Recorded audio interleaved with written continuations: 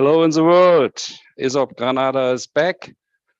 So we expect a nice presentation from our dear friend Costantino Sigismondi from Italy about refraction.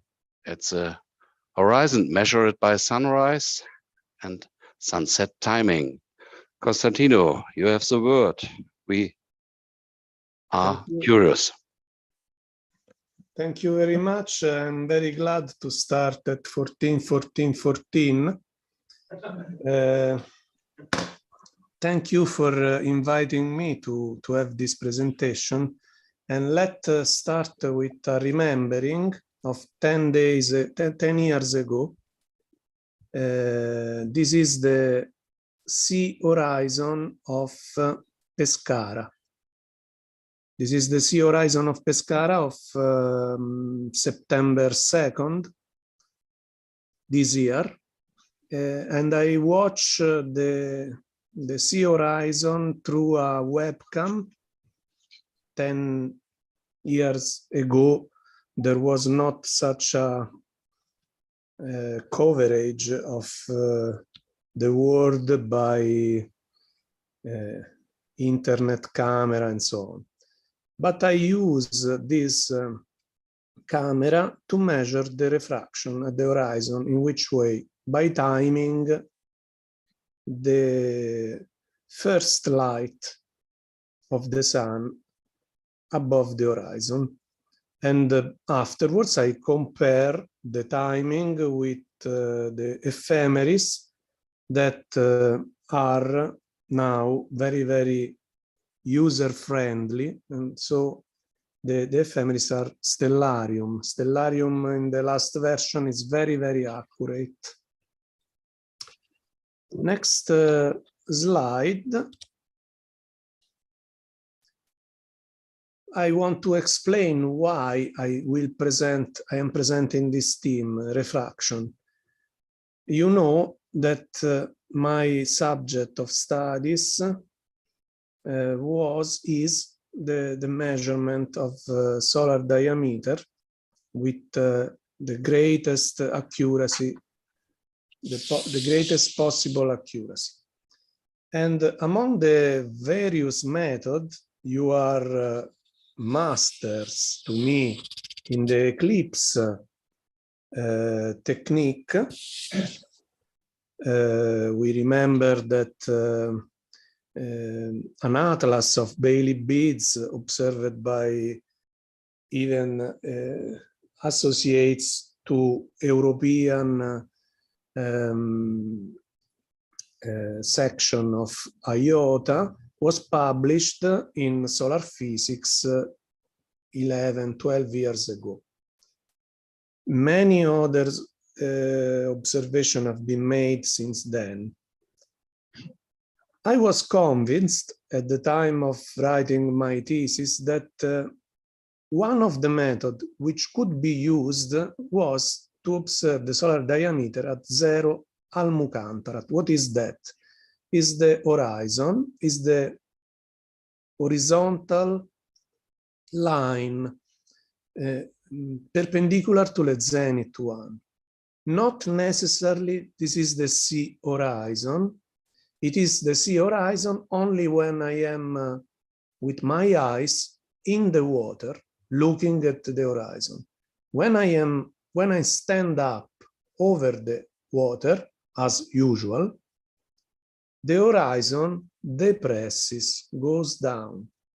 Anyway, my question was, it is possible to measure the solar diameter by timing a sunset? How much it is precise? And I try to evidence here the role of atmospheric refraction also from a chromatic point of view. And this is the first sequence of images. They are the sunset of September 4, this September, from Fiumicino, the airport which is close to here. I am now in Ostia, close to Rome, the seaside of Rome. in this video, I do video for sunset, the same method of eclipses. In this video, we see the last image. I don't know if you see the, no, I even don't, if you see the arrow, I am pointing the right side of the sun in the right image, and it is greenish, even bluish. What happens when the sun sets? The refraction of the atmosphere produces a green rim in the upper part of the sun and a red rim in the lower part. The lower part usually is not visible, is not very visible, because the sun is so bright that it is very complicated to appreciate the red rim. But this fact makes the sun larger than the real diameter. And this is the basic reason why the solar diameter is not exactly measurable during a sunset. If we come back and we consider an Almukhantarat higher than the horizon, for example, 50 degrees, 60 degrees of altitude, angular altitude, like in the observation made in Rio de Janeiro, there is still a small effect, a small chromatic effect that has to be considered. Refraction and air mass. These four lines are just for me to remember to say the things. I will say that these things during the presentation. There are various conditions under which we observe the sunset. We can have winter sunset, summer sunset, humid sunset, damp sunset, and so on. Many difference, as many as I mean, we have several kind of sunsets that we can see. I start with one quantitative measurement of the horizon. This is the photo taken through a telescope devoted to level measurements. So this is a device that the geometrians uses in their measurement in the ground. Nowadays, the total station is used, and it is includes also this function of level measurement. But originally, there was a single telescope, horizontal, with the level, in order to see if the axis of the telescope was aiming at the horizontal. And here we have two situations. This one is taken from Pontile of Ostia, which is 3 meters and 4 decimeters, 3.4 meters above the mean sea level. We see the waves here. This is the horizontal line. I mean, the axis of the telescope aims at the perpendicular to the zenith. So you see that the horizon is below that level, the horizon of the sea horizon. This is the depression, the geometrical depression, and we can obtain in arc minutes this geometrical depression with the formula square root of h, where h, the altitude, the quote of the observer, is expressed in meters. So if I am 4 meters above sea level, I have a depression of 2 arc minutes. This is more depression. It is from the Church of Ostia, Regina Pacis, and the depression here is larger because I am around 10 meters or something more above sea level. So geometrically, they are at least 3 arcminutes of depression. But in this case, since the magnitude, the enlargement of the image is the same, the depression is much larger in this case. This depression of the horizon is due to the fact that the sea, in this case, was much warmer than the air, like 4 degrees warmer. And this bends the light beams. Let's go on and see another case from Lanciano, where we had the field trip during the ESOP41 in Pescara. Lanciano, as you remember, is a city in the countryside, 256 meters above sea level. And this is the horizon as visible from my house on 15th of August. It's not a very good photo, but it is taken at the telescope. Look this chimney. And this was the sunrise. There was a bright line here and the image of the sun above. 15 August this year. May 16 of this year, you see that the horizon was different. While 15 August, the line of the horizon arrived to this part of the chimney, the same chimney. In May 16, the horizon was higher.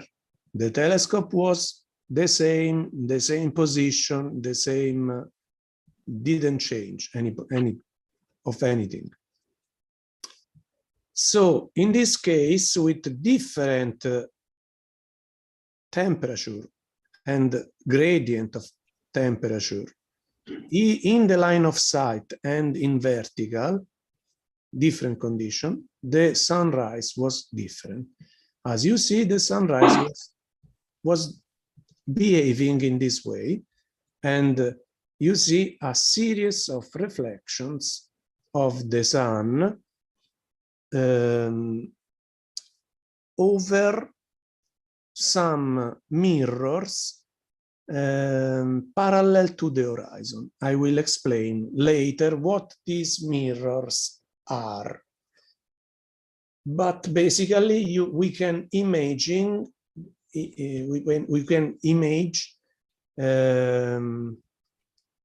the atmosphere between us and the sea, made by horizontal mirrors, and these horizontal mirrors strip, like mirror of strips toward the direction of the sun, separated by no mirrors, and they reflect the sun.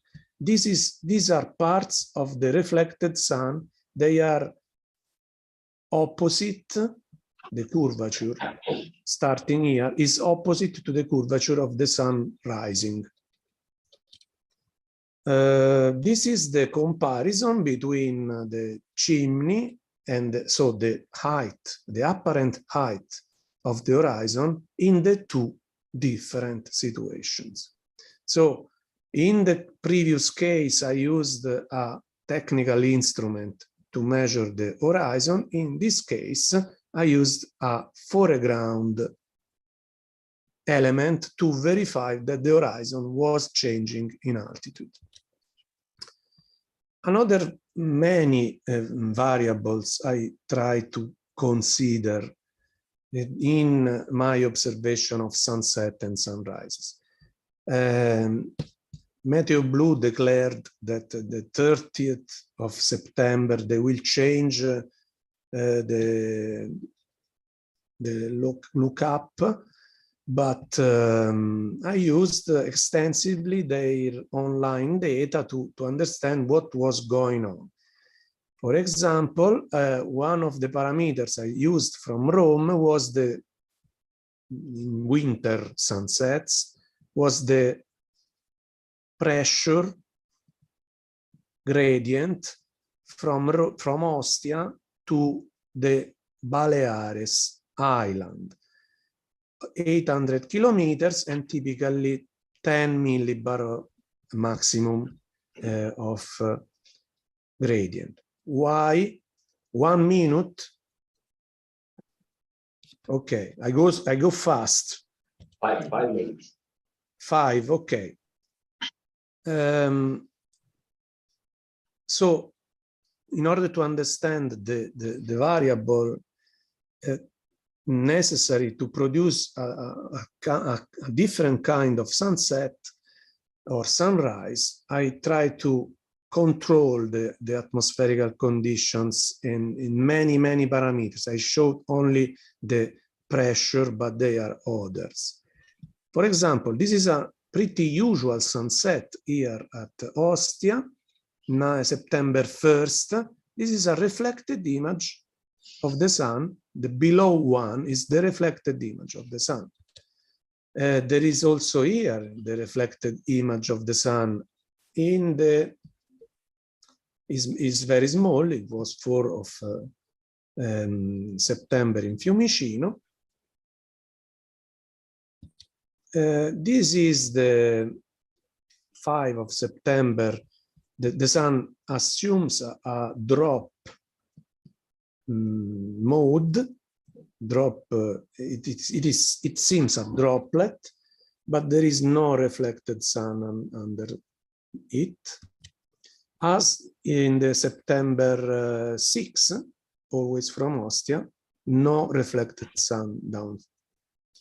9 of September, yesterday, same thing, no reflected sun, but the reflected sun is something not very rare. Yesterday, by the way, we could see the anti-solar rays near the moon. The moon was rising and the anti-solar rays were very well visible. I evidenced 2 of them in order to show the anti-solar point, and the moon, which would be full in 15 hours, was here. In 15 hours, the moon would proceed in this direction, but would not reach the anti-solar point, and then no lunar eclipse this time. Other reflections, very good, very nice to be observed by IOTA fellows. International Space Station, there are ephemeris, very nice, from eventsabove.com. The last timing is when the ISS enters in the umbra, but always I was 14 seconds more because I used a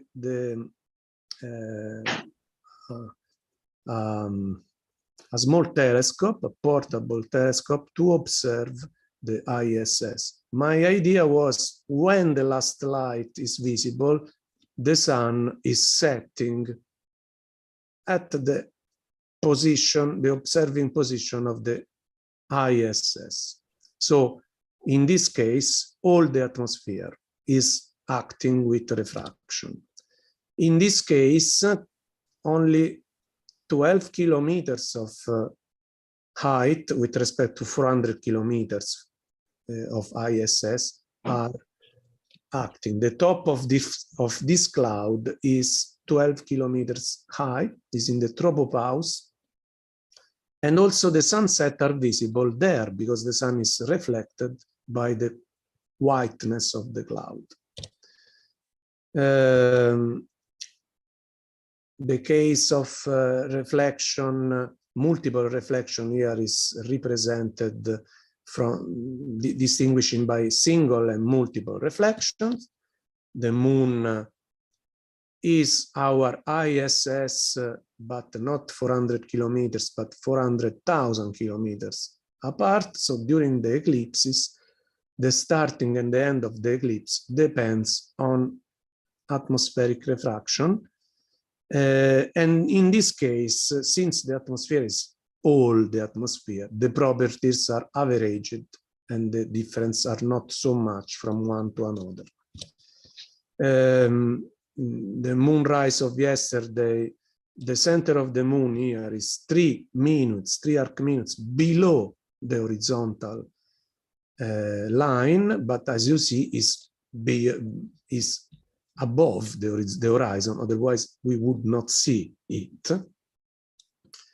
And this is the most relevant phenomenon observed here from Ostia. It was January 1st, 2020, very cold. The sun, I wasn't expecting the sun rising from the sea, because there, in the direction of the sun, there is the country, but it appeared very high, and when it was 81 arc minutes below the sun, because the sun was reflected several times in the atmosphere along the line of sight. This is called Noviah Zamlia effect, because Bering, the famous captain of 1600, observed it in Noviah Zamlia. And it occurs when there is a strong vertical gradient of temperature along the line of sight. This is the scheme to explain the arithmetic of sunset, the refraction due to the air mass, the depression of the horizon, and the local temperature gradient. The formula is simple, but the complication is due to the total reflection, that when it appears, it produces the image of the sun even higher than it is necessary. The present is this Noviah Zamlia effect that was called in this way because Bering was expecting the sun rising on 24th of March, and it occurred 2 weeks before. In the northern regions, this happened. Last fact of reflection is this one. You see the sun when sets does not set on the horizon, but slightly above. And again, an image of yesterday, very, very nice. The sunrise from the sun setting point. And a sunset in the history, always Ostia. This is St. Augustine and his mother Monica. And this is in the church of Ostia, from where I did the observation of the horizon. And the moon rising of yesterday closes my presentation. Thank you for your attention.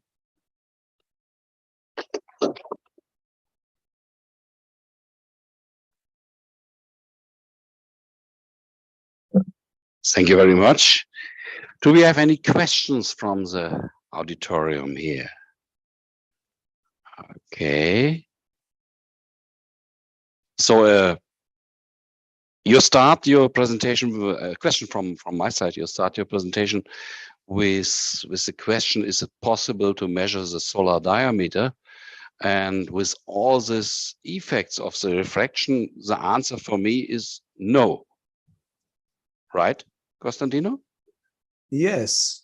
Thank you. The answer is no, not precisely, because of the phenomenon of vertical gradient. but vertical gradient of a chromatic. This is basically no, because this changes day by day. But the timing along a single line, this is precise. Yes, thank you. Do we have any questions in Zoom? Okay, no questions in Zoom, no comments here. So that's nice. We are back in time schedule, more or less. Many thanks to Italy, Costantino. You're welcome. I didn't mention that all these images are taken from video and the video are synchronized. Good. But this is obvious. Good. Thank you very much. You're welcome. Bye. So our next speaker will give us a forecast for the next year. Jiri will show something what we have to mark in the calendar, what we can observe, what we must observe, and this is always a nice tradition from ESOP to be reminded to plan the observations. Jiri, your talk, the time is a little bit more than possible, you know, I remember 45 minutes? No. Part 1. 45 minutes, right? That one, of course, I have to highlight. Yes. Two parts, but it's the second. I need the first. But What is the first? maybe it was in the morning in the original program. No.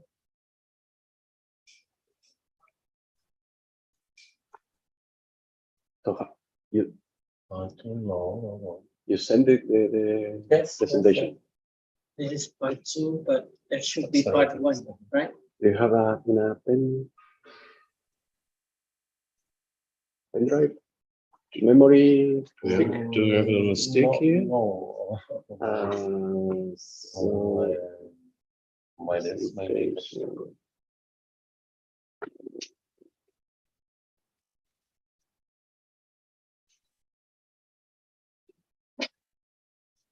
Microphone. Okay. Maybe it's the first part. It's And you have a wrong. Did you I send don't two know. presentation? Yeah, two weeks ago.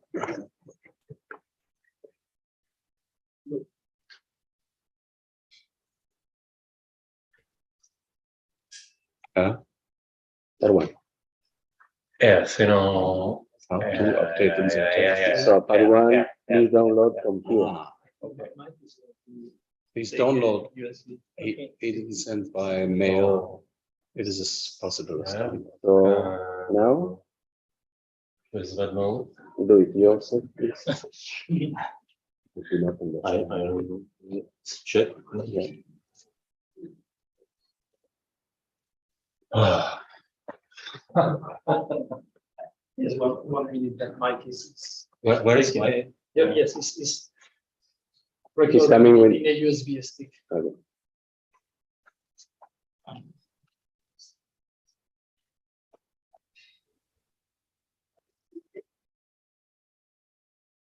So I thought that one was the first one. One and And then the other one.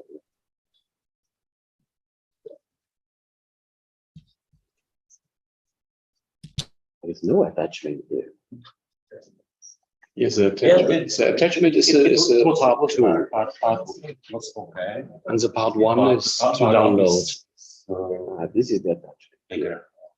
Yeah, this is part 2. Yeah, it was there. Yeah, but this is part 2. Yeah, it's a second Okay. part. And this is tomorrow. No. We don't use two. No, Iba a ser para mañana una parte y otra, pero ahora ya la bajo. Hast du das runtergeladen von dem Laufwerk, das er angegeben hat? Ja, ja. Das ist ja alles.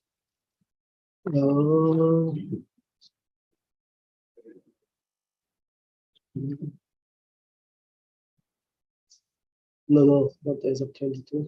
Go to as of, yeah. And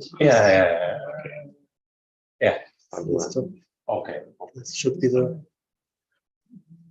You can also copy from Julia for tomorrow. I have it. Okay. The both parts, part 1 and part 2. Julia? No, for No, I Jerry. have the other one. Okay. I will remind you 5 minutes. Yeah. Okay. Good. So can you, because I need it for the other ones.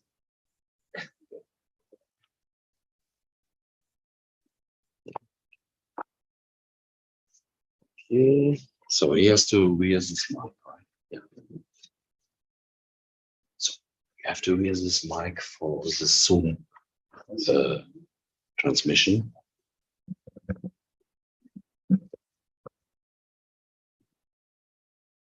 Yeah. Gracias. Hola. Hello. Yeah. Okay. So moving is Okay.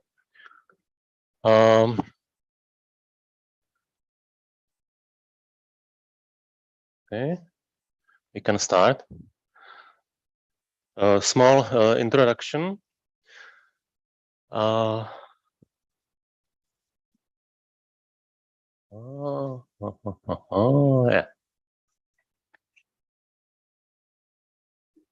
On the 2nd of January. Why is January the 2nd important day for Granada? Who knows? In history, in 1492. Yeah. Yes, the end of Reconquista. Yeah. It's event for Granada, and we will be on trip on Tuesday. So my presentation is events occultation by minor planets for next year for Europe. I choose top 20 events, and then in part 2, asteroids with satellites and other interesting asteroids.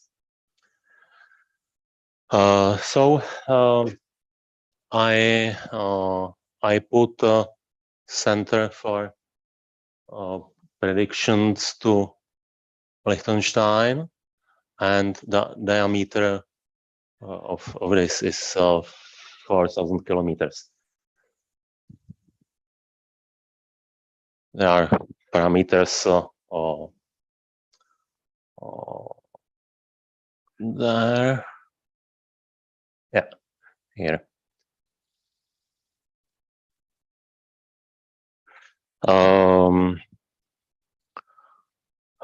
With these parameters, there will be almost 300 events, and I choose the 20 best events.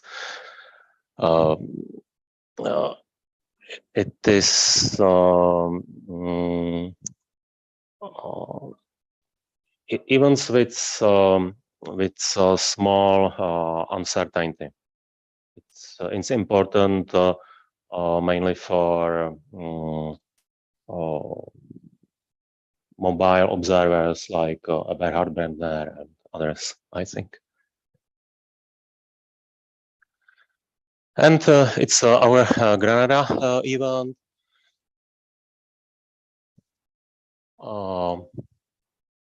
Here is name of the asteroid, then combined magnitude, then duration, then drop. Here is date and time for beginning in Europe. Granada is on the edge of the path. Most of Granada is in path, but this place, Instituto de Astrofísica de Andalucía, is out of the path. We are in 1 sigma error. Maybe someone can try on January. It's bright star. Next event in February. It's even with long duration.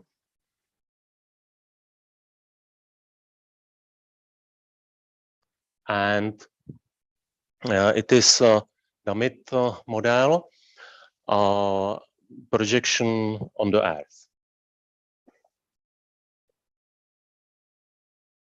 for the time of the event.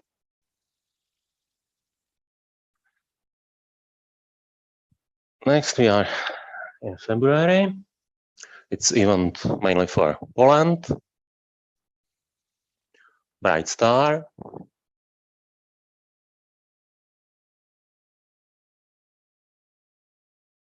Next event. It's mainly for Algeria. Good parameters, but not so big drop, but okay. Next event, asteroid Gyptis across Europe, and there are 2 models.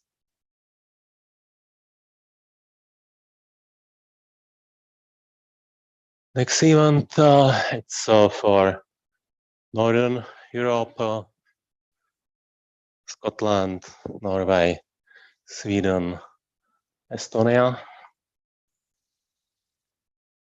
and 2 models.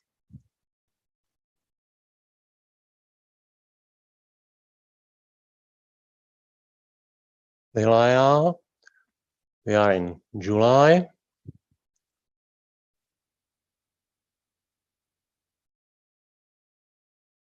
Next event, Liguria, mainly for France, Italy.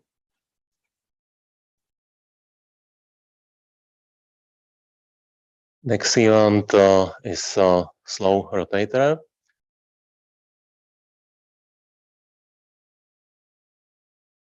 For Spain, France. Jones, very bright star, 6.7. And it's for Italy, Croatia, Slovenia, Austria, Czechia, Poland, and Finland. I think it is possible to see here in civil twilight because it's very bright star. Next event, Octavia across Europe model.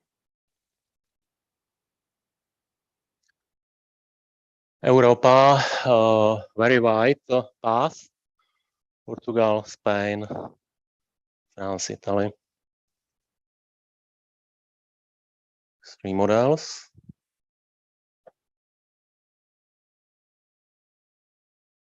Jovita, Jovita, I don't know.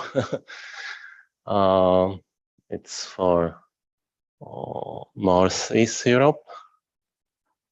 Bright star. Egeria, Morocco, Spain. We are in October. 6 models. Damit and Isam. It's for North Europe, very long duration, almost 30 seconds.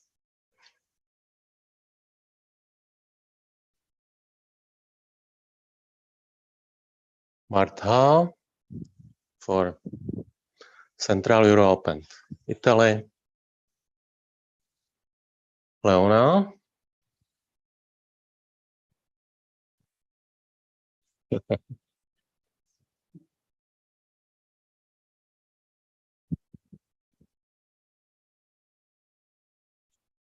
Music is from Czech composer Antonín Dvořák from New World.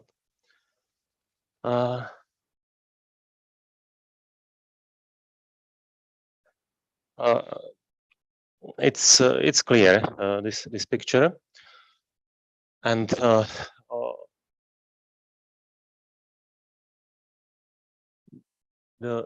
red circle is Betelgeuse, and gray is asteroid Leona.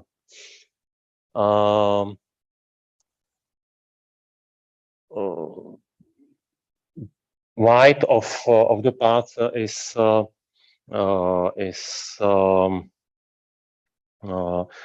diameter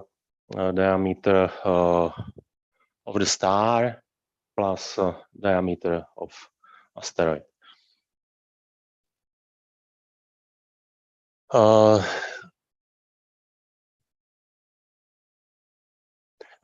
It is annular occultation, but we will see. We will see. The path beginning in Western China, and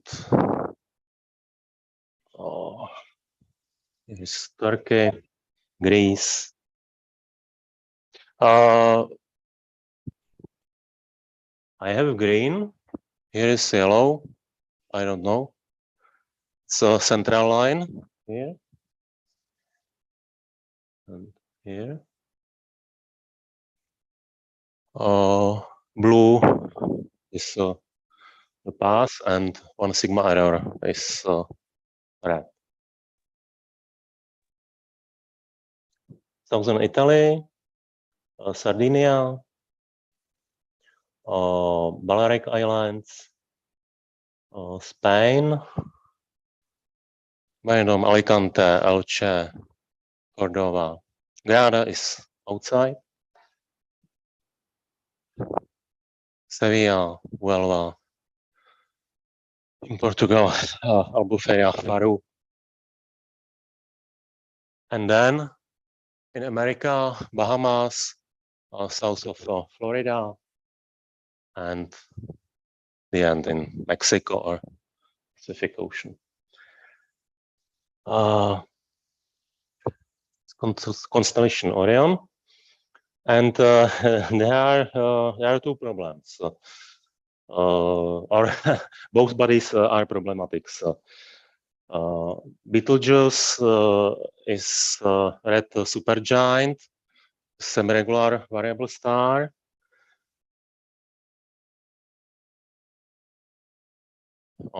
Here's great dimming in the beginning 2020. You can read many articles about Alpha Orionis.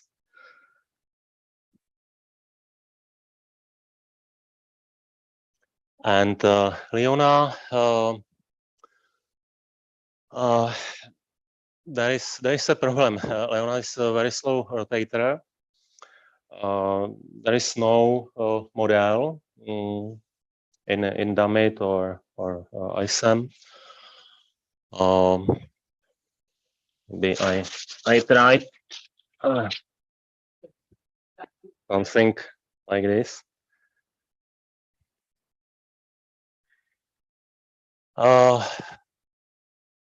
It's not clear really how big is Leona.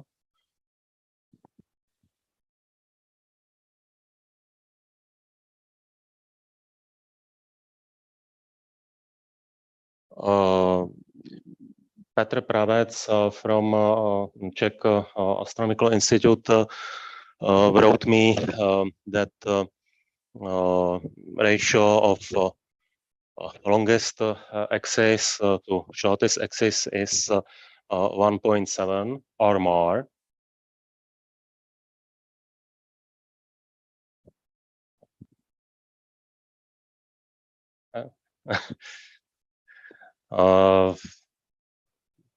We don't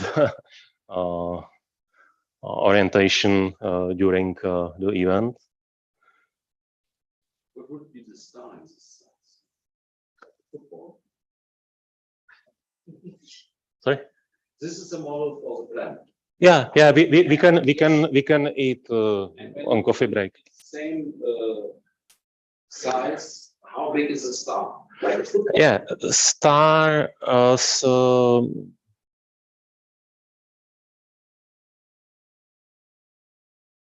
in occult, star has diameter 48 milliarc seconds. Leona 46. But it's for diameter 61 kilometers. Tip of Petr Pravec has tip only tip 68 kilometers, but you can see another values. So it's difficult to say what we'll see. I try to summarize in this table. For example, if Leona has diameter 50 kilometers, it means this milliarc seconds. If Betelgeuse has this diameter in milliarc seconds, it means duration of partial phase before annular or total phase. It will be 4.5 seconds, and after that the same, and annular only half seconds, and drop of magnitude is here in this column. So it can be total, it can be annular.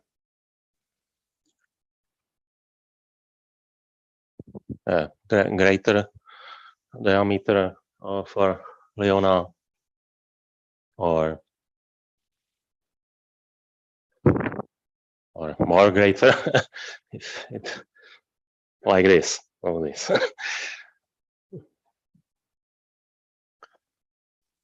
There are magnitude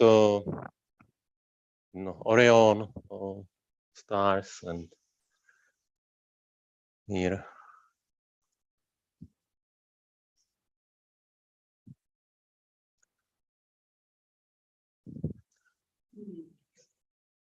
and my recommendation is test your cameras for different exposures on bright stars in advance.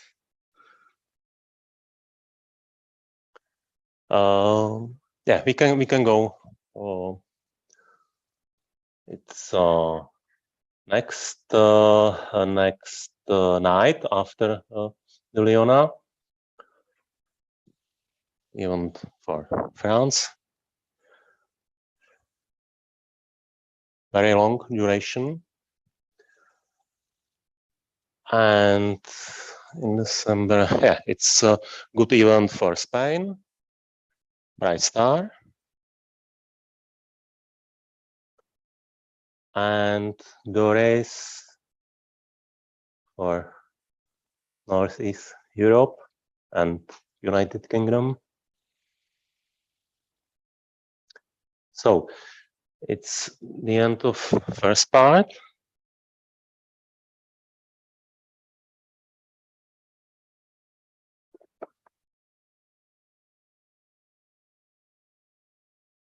And we can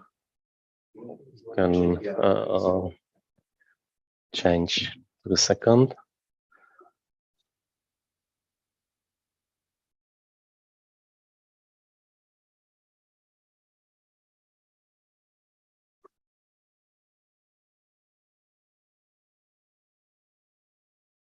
Yeah, thanks.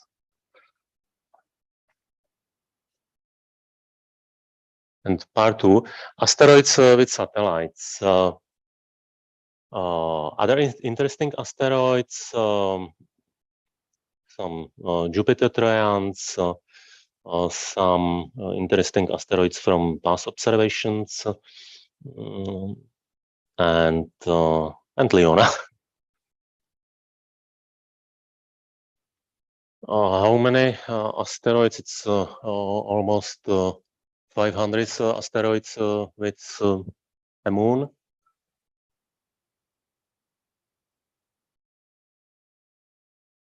I chose 10 events with good path accuracy for the main body. Debussy.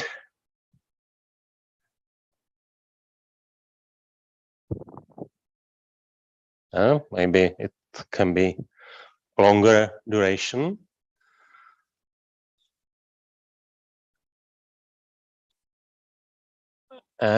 Primary about 15 kilometers and secondary about 9 kilometers.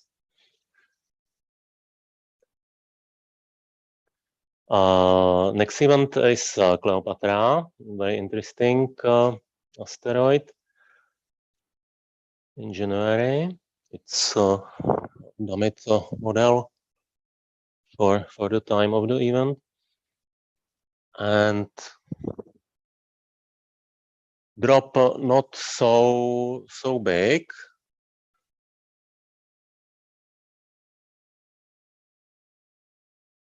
And it is from Meriade from occult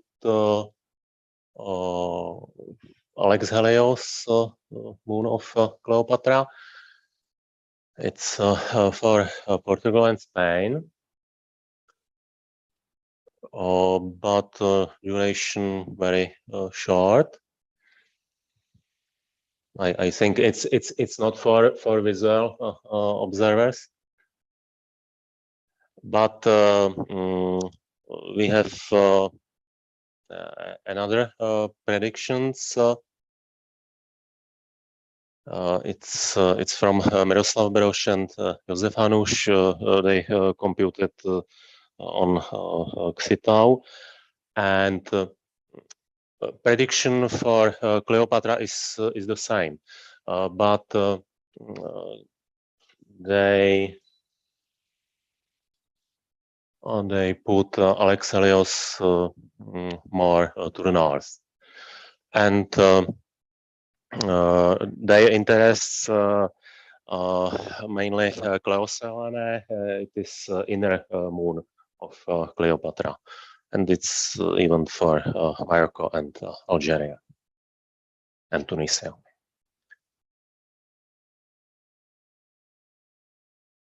Another event, Anitra. Another Anitra for Iceland.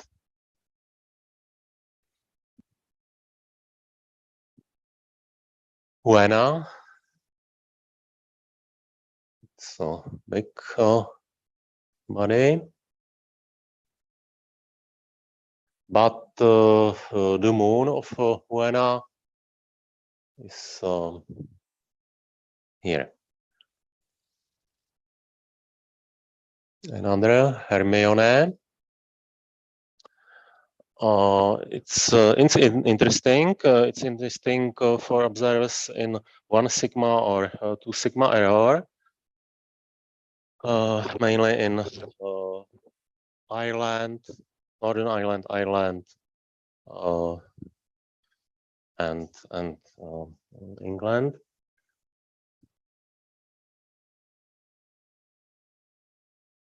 Because it's a path for the moon. Maybe it's possible to catch both bodies. Hector is Jupiter Trojan. This event for Greece, and it's good orientation, and it's the same like even before, because the moon is on Peloponnese Peninsula. Maybe it will be possible to catch both bodies. I don't know. Arecibo, famous asteroid, minor asteroid. It models, and it's go across capital Rabat, capital Rome, Vatican.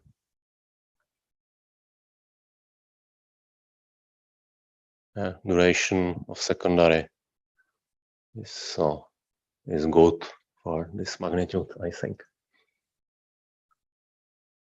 Eugenia,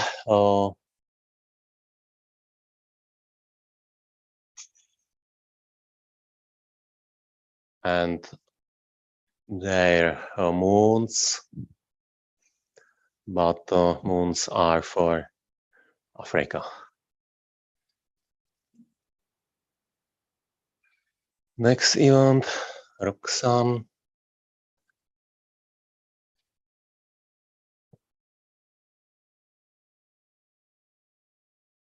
Yeah, that's all. Other asteroids, we can look for some Jupiter Trojans.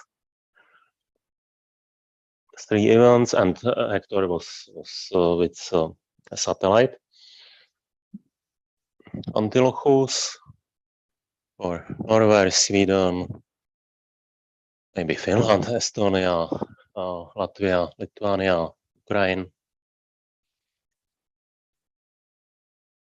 Aeneas for United Kingdom, Denmark, Sweden, Estonia. It's Latvia, Lithuania, sorry. And the third, Odysseus for Central Europe. And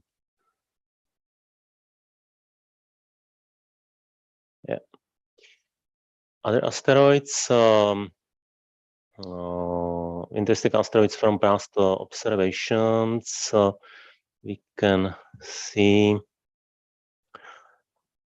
for example, this one, Lorelei. In North America, California, Robert Jones observed a secondary event 2 years ago, and next year it will be event for Northeast Europe, Faroe Islands, Shetland Islands.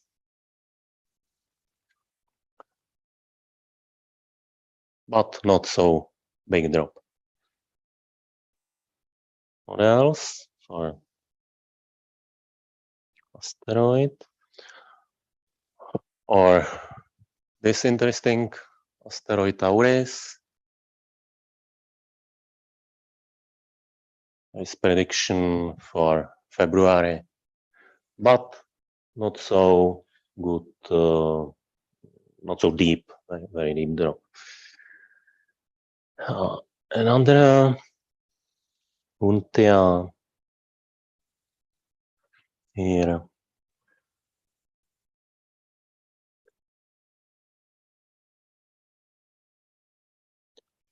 What else?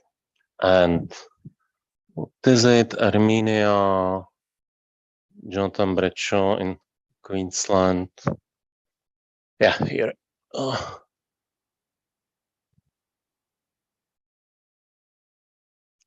It's for Spain, France, Algeria. And Polixena, yeah, Tomáš Janík from Czechia was a positive out of main body there, but it's long duration. Polixena will be here in September. Yeah, models. Elizabeta, Petr Delinčák in Slovakia. Yeah, it's in 2016. There.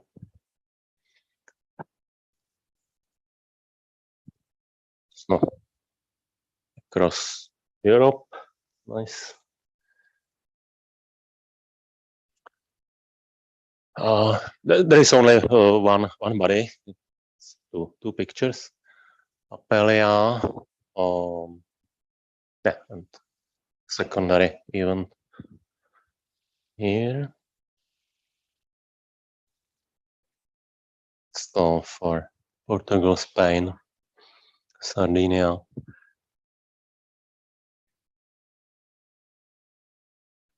Another events.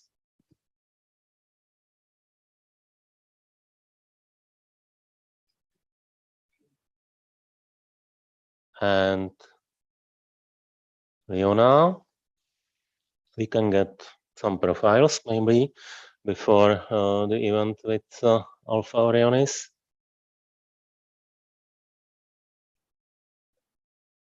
One of them in September in Portugal, Spain, North Africa, Sicily, Crete. Good drop.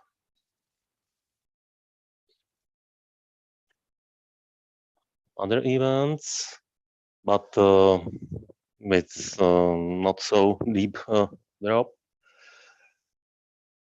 And 6 nights before Betelgeuse is occultation by Leona in Northern Africa.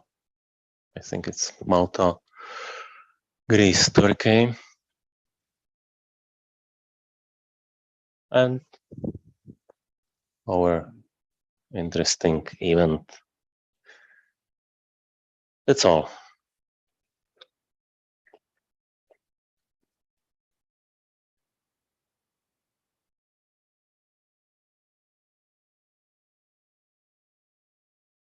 Yeah, thank you very much. Nice overview. Can be a busy year for us. Any questions? I have a comment about the overview with the literature of occultation. There are two ways to observe this occultation. One, using the asteroid or reference, but another, very important, is observe the star. Then you don't know who is the star exactly in the moment of the occultation, and you don't know exactly the shape of the asteroid. Then we can observe by two ways. The first one is the usual observe the full light of the star, yeah, and then observe the occultation and see the partiality, etc. But another possibility is use a narrowband filter using the molecular spectral lines of Betelgeuse M2 spectrum, and then see how it changes this spectrum with the time using our temporal resolution. Mm-hmm. Then probably we can observe sunspots, well, sorry, sunspot, not the star spots, or something in the atmosphere of the Betelgeuse. Then I believe here there are another field to learn something more about Betelgeuse and this occultation. That's my comment. Mm-hmm. So it's a similar way of an X planet when sitting in front of a star Yeah. and seeing how the profile of the line, specific line, is changing. This is called it's a strange name effect that they use to measure the size of lengths of line. Yeah. Yes, but here we can with this way we can determine with different observatories we can determine the position of the star for example in the disk of the Betelgeuse. Then, for example, in Palo Alto, La Sagra, and other observatories, we can observe in different positions and determine with high temporal resolution the position of each object. And with other occultations by Leona, we can determine the size and try to determine the shape of the asteroid. Here there are a lot of work. Yeah, I think so. Okay. On that respect, there is a comment on the chat. Mm-hmm. Yeah, Jan Manek. Mm-hmm. Just a note regarding the Leona model. Problem for making the 3D Leona model is that besides Leona being a slow rotator, it's also a tumbler. Tumbler. Yeah. Principal rotation axis is not fixed in space. Yes. There is not a possibility currently in our data to model these surfaces. Yes. Yes. Sorry. how precise is the star position for such bright stars? We always have problems. Is it fixed, this line, or maybe it can Well, I don't know really, but using the occultation with different sites, we can determine the position of the ball. Not as easy, really, not as easy. But we can observe, referring to the star center, Yeah. the position of in the disk of the star. It's in any case worth to observe in different spectra Yeah, right. with filters, with telescopes adapted for this bright star.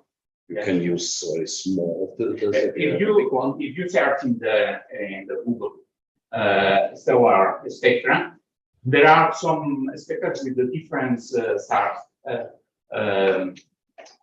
spectral stars. Then in M0, M5, you see some lines difference. Then you can see how change these lines. I believe it's in 780 nanometers. You can see how change when the asteroid passes in front of the star. Good. I believe it's a good, a different work. So normally we fix to the bodies, to the planets, to find their shape. And here we can learn something about the star, about dark zones of the star, maybe. It's a red giant. It will not be a regular surface. Yeah. Must be. And after the 1 year ago, the change in the Betelgeuse, I believe it is an important work to know this star, the evolution of this star. There is another comment exactly in that sense by Constantino. Betelgeuse can have also some clouds. They can enlarge the effective diameter and producing bright faces. See my PPT here, they give a link. And so in the chat there is the link to the presentation. Thierry Midabain, there is another prediction for Leona and all Betelgeuse with a track from France, Switzerland, not very hard. Yes, It's from Steve Preston. but And this one was from occult for elements for the date of the occultation. It's 12th of December. I may show the map, Jerry. Sorry? Yes, Jerry, I may show the map For the Betelgeuse occultation by Leona, there is a map released on the 14th of August. If you allow me to share the screen, I may show it. Steve Preston has a prediction to north, shift to north, because there is another position of Betelgeuse, another Yes. catalog. Yeah, we wrote some emails with Dave Herald and Steve Preston, and I believe that it is right, this path. So the difference is in the star position. Yeah, right? yeah, the difference in the star position. Okay.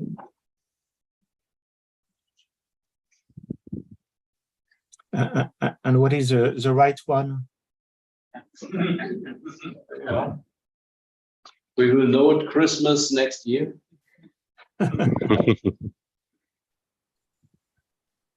Yes. Yeah. So Robert from Germany, you have a comment, please, if you want. Yes. I just wanted to note, I've already interacted with Alex Pratt about this. A couple of months ago, I did a prediction for a relatively small asteroid. It's only 7 kilometers in diameter, so I expect the error bar is quite large, but the path goes across the Baltics, Denmark, and the UK and Ireland. So we've already alerted people to that, but maybe somebody can improve on the prediction. And that is actually for December 14th this year. So that's something that people can look up. It's not in Occult Watcher, of course, yet, but I probably will upload it there.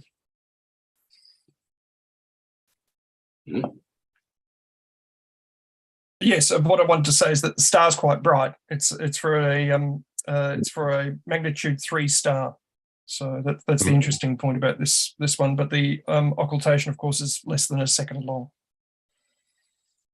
And it is this year. Yeah. Yes, December 14th this year. The object is number 41834.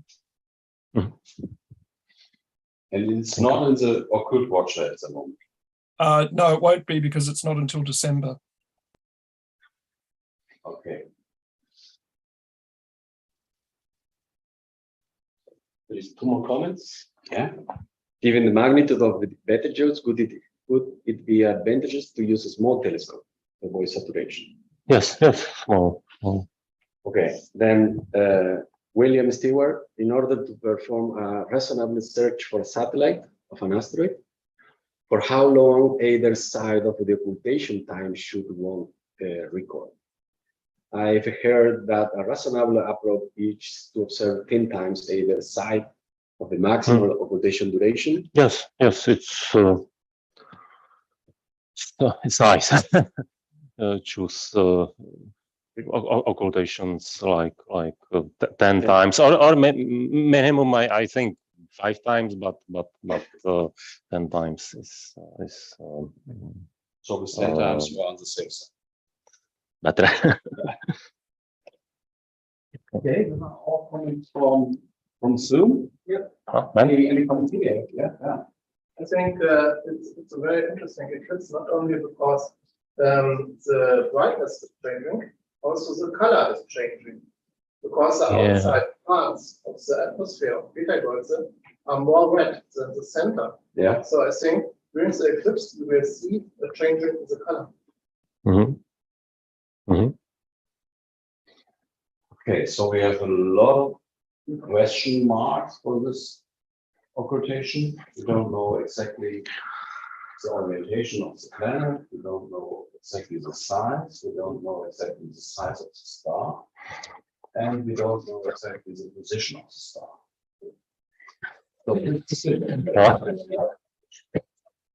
So this means we have to aggregate all observers from Sicily to North Italy and Greek, South France, Spain. Clear? Maybe it can be interesting for public or not. Yes. So everybody can see this with the naked eye. So you can make a big campaign from this to ask the people watch to this minute to the star, make a video with your smartphone, and let's analyze this later from the science. Good. Now we give a live any picture of the day Orion without the diversity. But I think it's not so not a big deal to explain the people which stars they have. And what I mean, if you take at this moment a photo of the whole constellation, Yeah. it would look nice without the star. Without the star. Yeah. Orion without the Pythagoras. Good. Final comment by David Durham. Yeah. Remember, in July 2010, Delta Ophiuchus was occulted by Roma across West Europe. Many partial events, never completely analyzed. It's the Roma event. Never completely analyzed.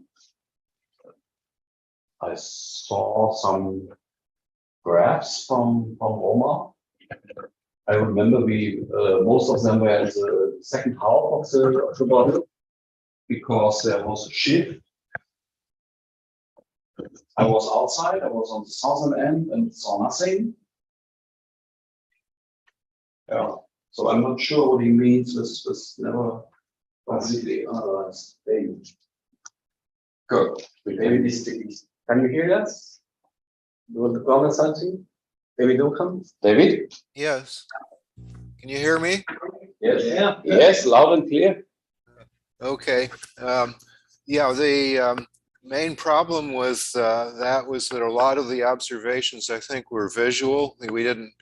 There were quite a few video observations too, but because of in that case, the asteroid was about or the star, I mean, was about a third of the size of the asteroid. So there were some complete occultations.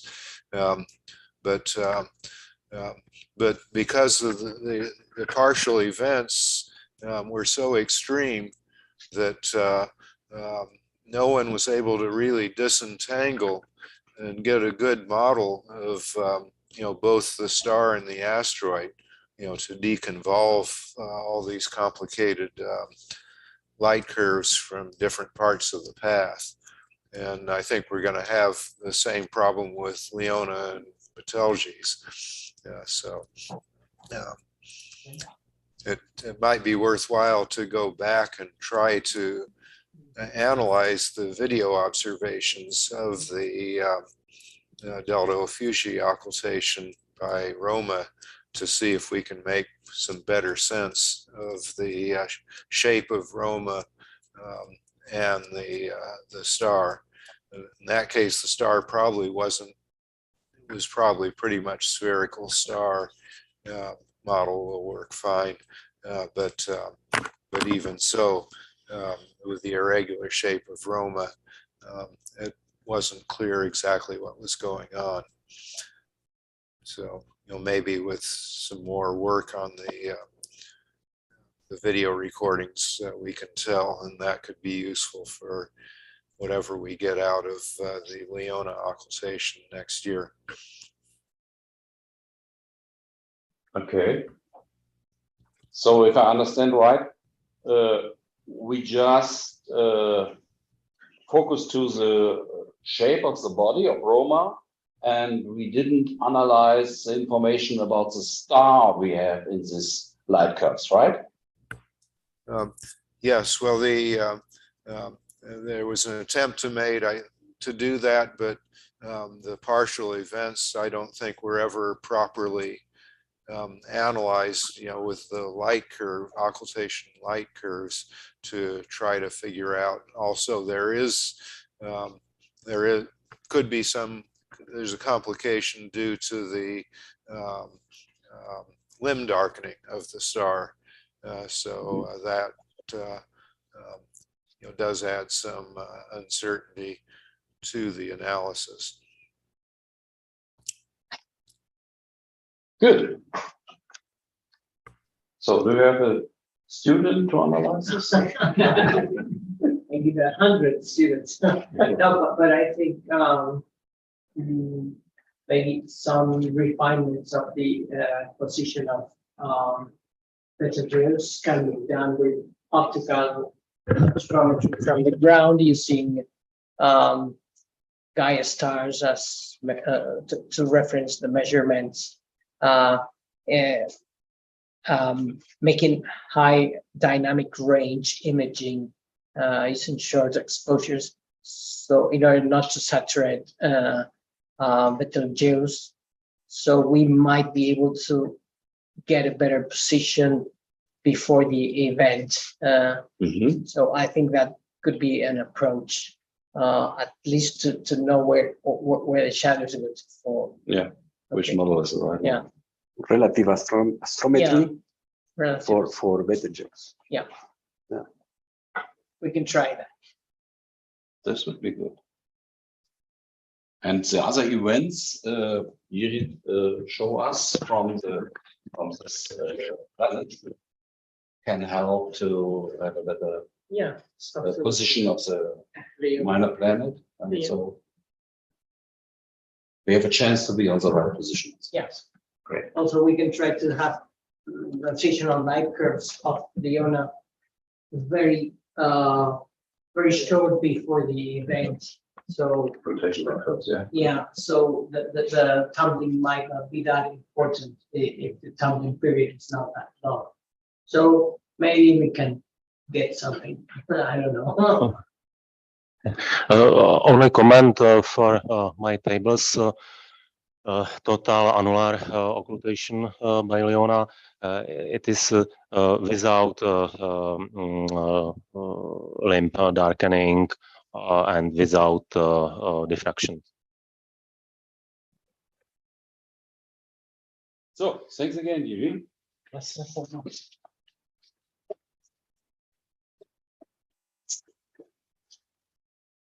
So now I'm chairman to introduce myself for the next part of our session. Or do we have coffee break? No. Program? No, no break. Except for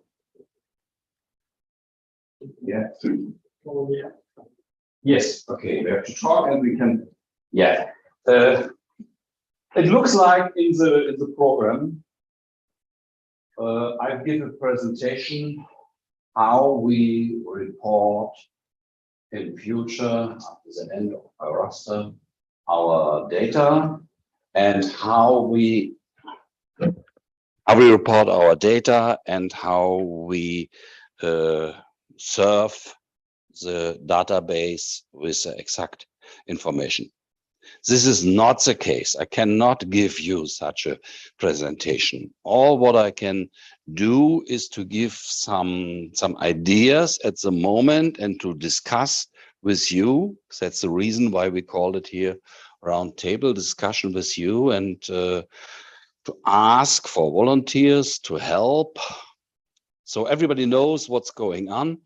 Eric Frappa will stop or will end the service of our raster by end of this year. Eric Frappa do the data collection here in Europe for all occultation by minor planets. He analyzes this information. He discuss with the observer, and after the final check, this information go to to Dave Harold for the program Occult for the database. This is a huge work, and that's my feeling, we will never find a person who will do this work for whole Europe beginning from January next year.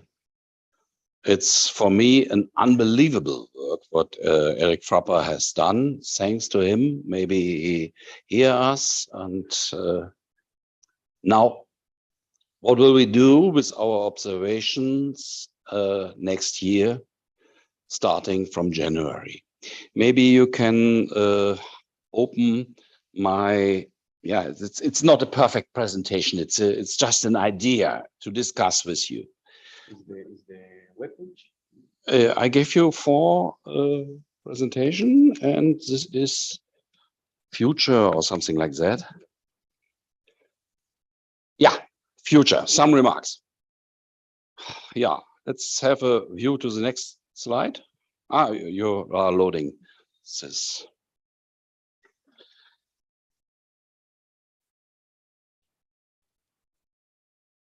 In the meantime, I will explain you what IOTA ES has done after the announcement from Eric. So I was in contact with the partners around the world. So I tried to learn how is the reporting system in Australia, Tasmania, how is it in the US, how is it in Japan. I can say you it is different all over the world. We have 4 different systems, the European one and this 3 I mentioned. And the European system is done by Eric Frapper. It comes from the history called Euraster. So he analyzes observation reported in planar code by a text file and by some light curves. You know this when you're an observer, when you read planar code, you read what the other observers report and so on. So everybody knows this. And this system has one reviewer. This is Eric Frapper. And Eric Frapper expects from the observer an input. And I try to bring here the duty of the observer. So the observer makes the observations, it's logic. What's to do? To create a light curve with a software like Tangra, pmovie or similar. And from this light curve, you have the question, is it positive or negative? In the past, the negative one were more or less 0 and lost. In the future, I hope we will count a negative one also as an observation report. The idea for the future is to have a web page under IOTA ES on our address and to report also the negative observation. Why? 2 reasons. One reason is to name these observers and to honor the activity of observation. I think this is important, and it would be a motivation for observers for the future. The other one is, I believe there is an information included to say in this position on the Earth where no occultation can be important for future reductions or for future analysis. So if it is positive, reduce the light curve with software like IOTA, Pyoto, or similar software and write an observation report. This observation report at the moment is the text file, you know. In future, we hope that you fill in your data in a web tool.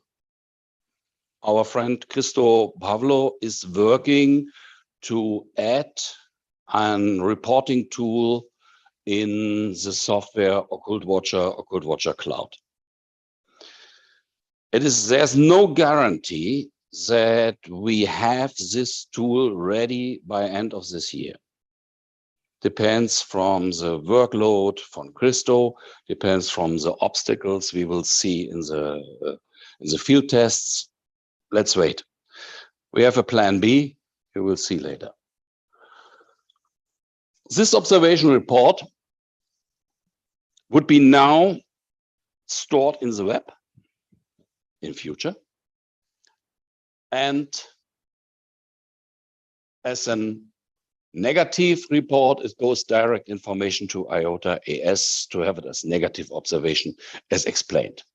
Positive, the software, the system, the web tool shall find who is the responsible review contact.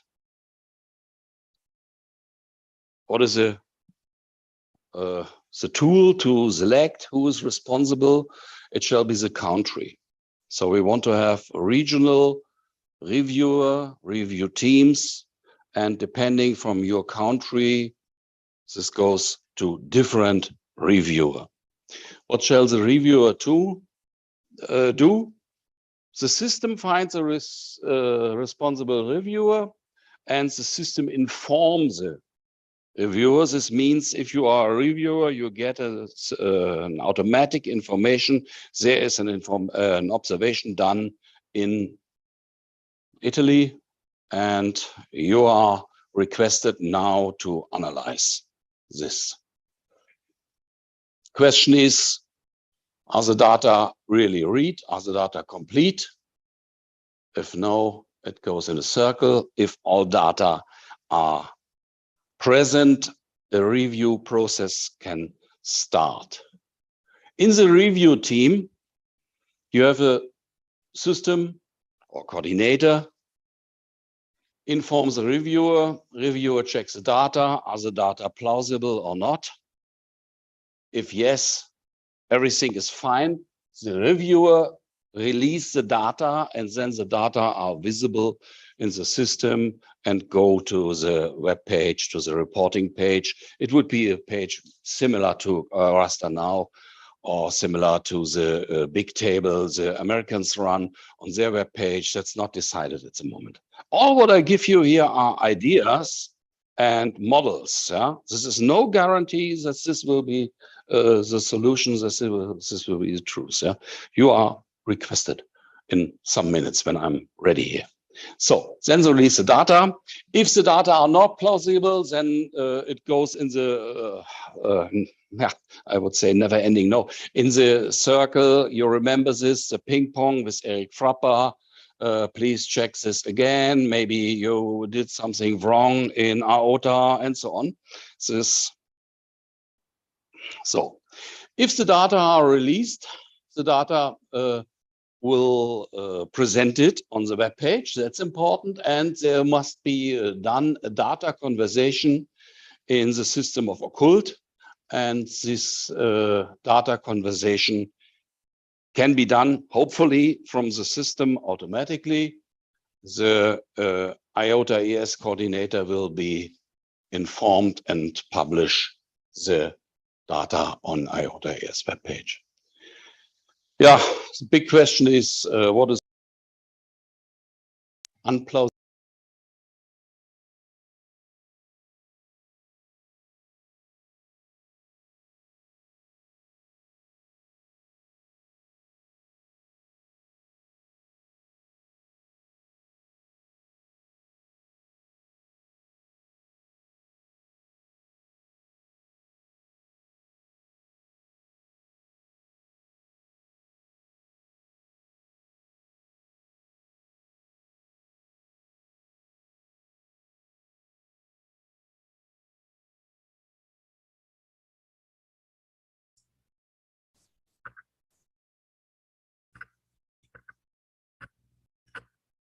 Can you hear me?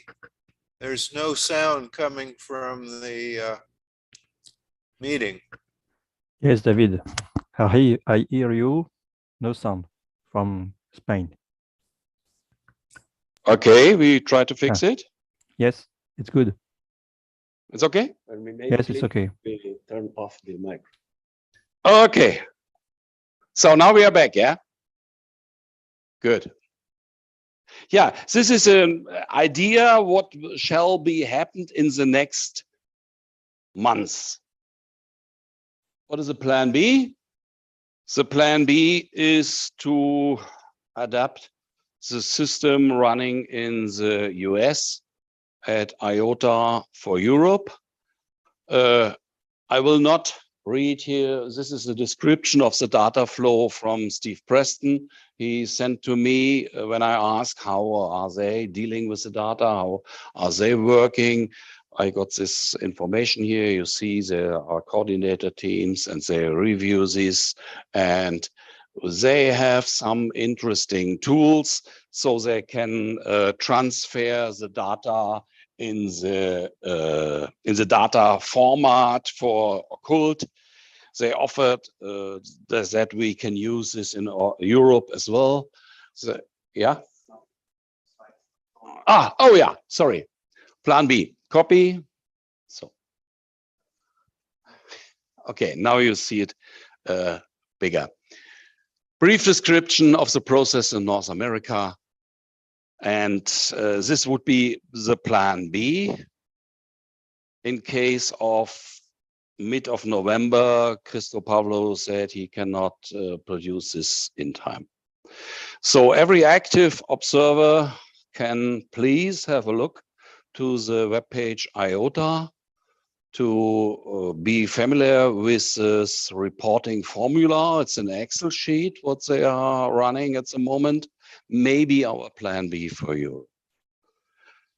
And as last slide, I will give you the information what have we as board of IOTA has done so far. I was in contact with local coordinators. This doesn't mean that they are the reviewer. It's only my contact in the countries to ask, please go in touch with your friends in your country to find somebody. Yeah, this is no guarantee. So I'm in contact with Thierry in France. He is active with his team to find the right person. Carles für España and Portugal. Alex for Ireland and England. You are also active to discuss with your colleagues, I know. And you came back with a proposal who will be the man in charge. That's good. Wojciech is working on the Polish front. Jan Manek for Czech and Slovakia. This stupid word Dach means roof.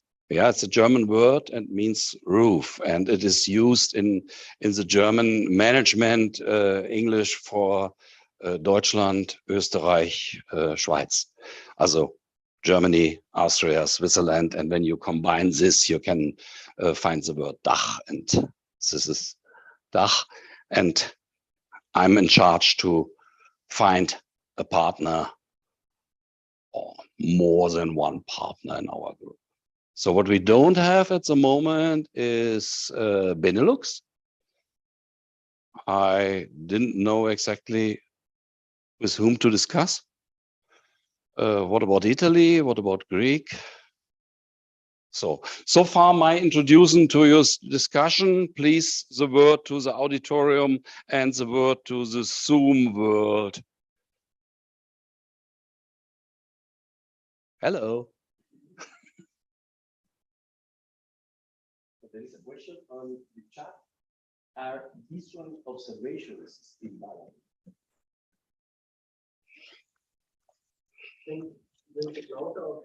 The question is, are visual observations still valid?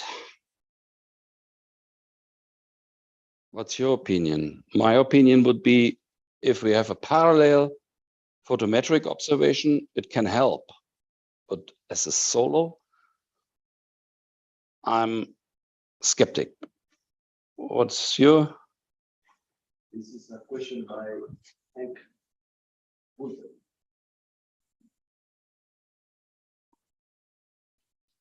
Okay, can we give the microphone to Hank?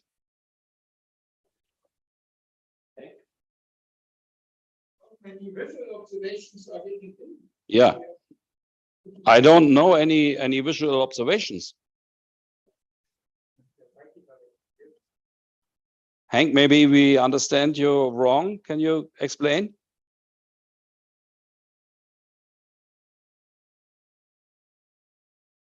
Do we write something or? Oké. Ja, ik moest even de juiste knop. Oh, sorry, I just found the right. No. What I mean is I reported several observations, but I didn't see them back in Eurostar. But I got an answer from Robert, who says that only observations where there is one positive eye in Eurostar, at least one positive eye in Eurostar. So that is an answer, but are you still interested in visual observations? I only make visual observations. So we have an answer here from Mike. Can you come to the microphone here, please? That's just my opinion on this.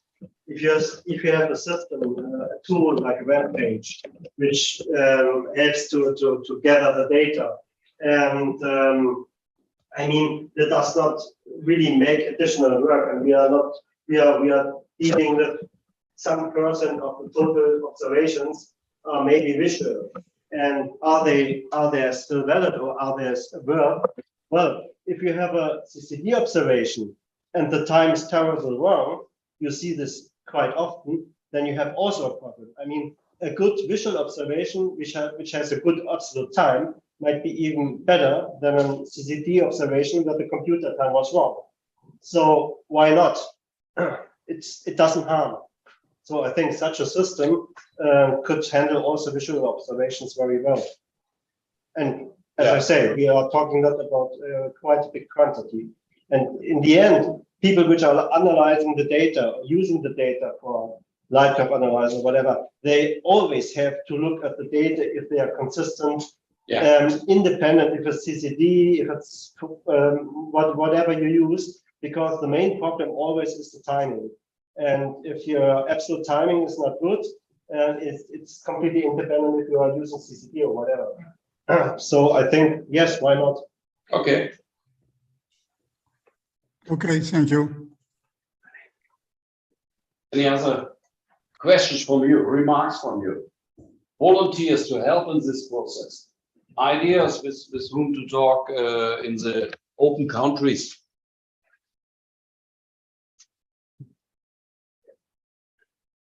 Khaled? Yeah, here's a question from Zoom. Maybe. After first, I can look at this. So I need the microphone. This one. Yeah. I'll just hear. Yes, so I am Carlos Schnabel from Spain. Yes, I think we have some person could be Carlos Perello, is an expert, also analyzer, but we need some help. But this help can be come from meeting inside all the group, all the. Yes, definitely. So we will describe the role of the reviewers. Yeah. When we are a little bit deeper in the software. Yeah. You are right. So we cannot expect without any trainings. Yeah. And then we also need some guidance from the other regions, from North America and from Japan and so on. So this is we see what kind of work is this, but we need some guidance and some work together. Definitely. So when we create this team, Then we will bring together this team, we'll do a Zoom meeting or something like that, or maybe a physical meeting in a part in Europe. Let's wait. And the first thoughts in our group was to use the North American work of Excel reports. This is our first. I call it the plan B. But it's very interesting, this web page. It would be great when you have a part in the occult watcher. Most of the observers work with the occult watcher. Yeah. And then you have the right star, you have the right event, the planet, and so on. Yeah. So a lot of things to bring confusion in other reports. I remember when I used with copy and paste an old text file to write a new observation, maybe I make a mistake with the number of the planet or something like that. Yeah, this is prevented then. Okay. So here was another question. Robert Urwinskis. Yeah. I will also say something about visual observations in my talk. Tim Hymes, Conrad data checking in UK, Ireland will involve me and one and two others. Okay, Tim, yeah.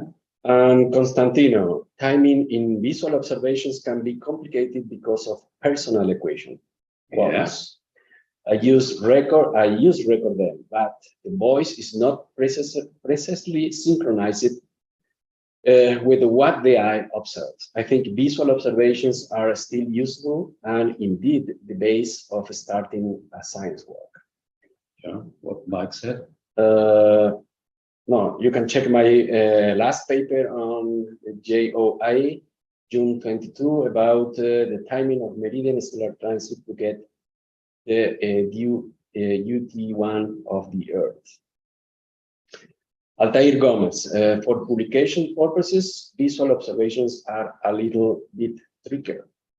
Visual observations cannot be validated. So the referee can argue against using this kind of observations and prevent its publication. Yeah, at least I'm sure David or Dave will make a remark. It's a visual one. So this is the question what the future will do with the data. I agree with Mike. Why not? Why not? The method is anyway black and tan, everything the details. So you always see that it was a visual observation. Right. I mean, Wolfgang, remarks from your side. Okay. What do you got? I think if we have a visual observation and we have a personal equation of 1.5 seconds, sometimes we use video observations with equating images, and then we have also an accuracy of 1.5 seconds or something like that. So why not use this? Limitations? And it's a good motivation for new observers. We can't expect that everyone is buying a camera in the first moment, so they have to get started with occultation work, and then with visual occultation work, and then they can buy a camera later on.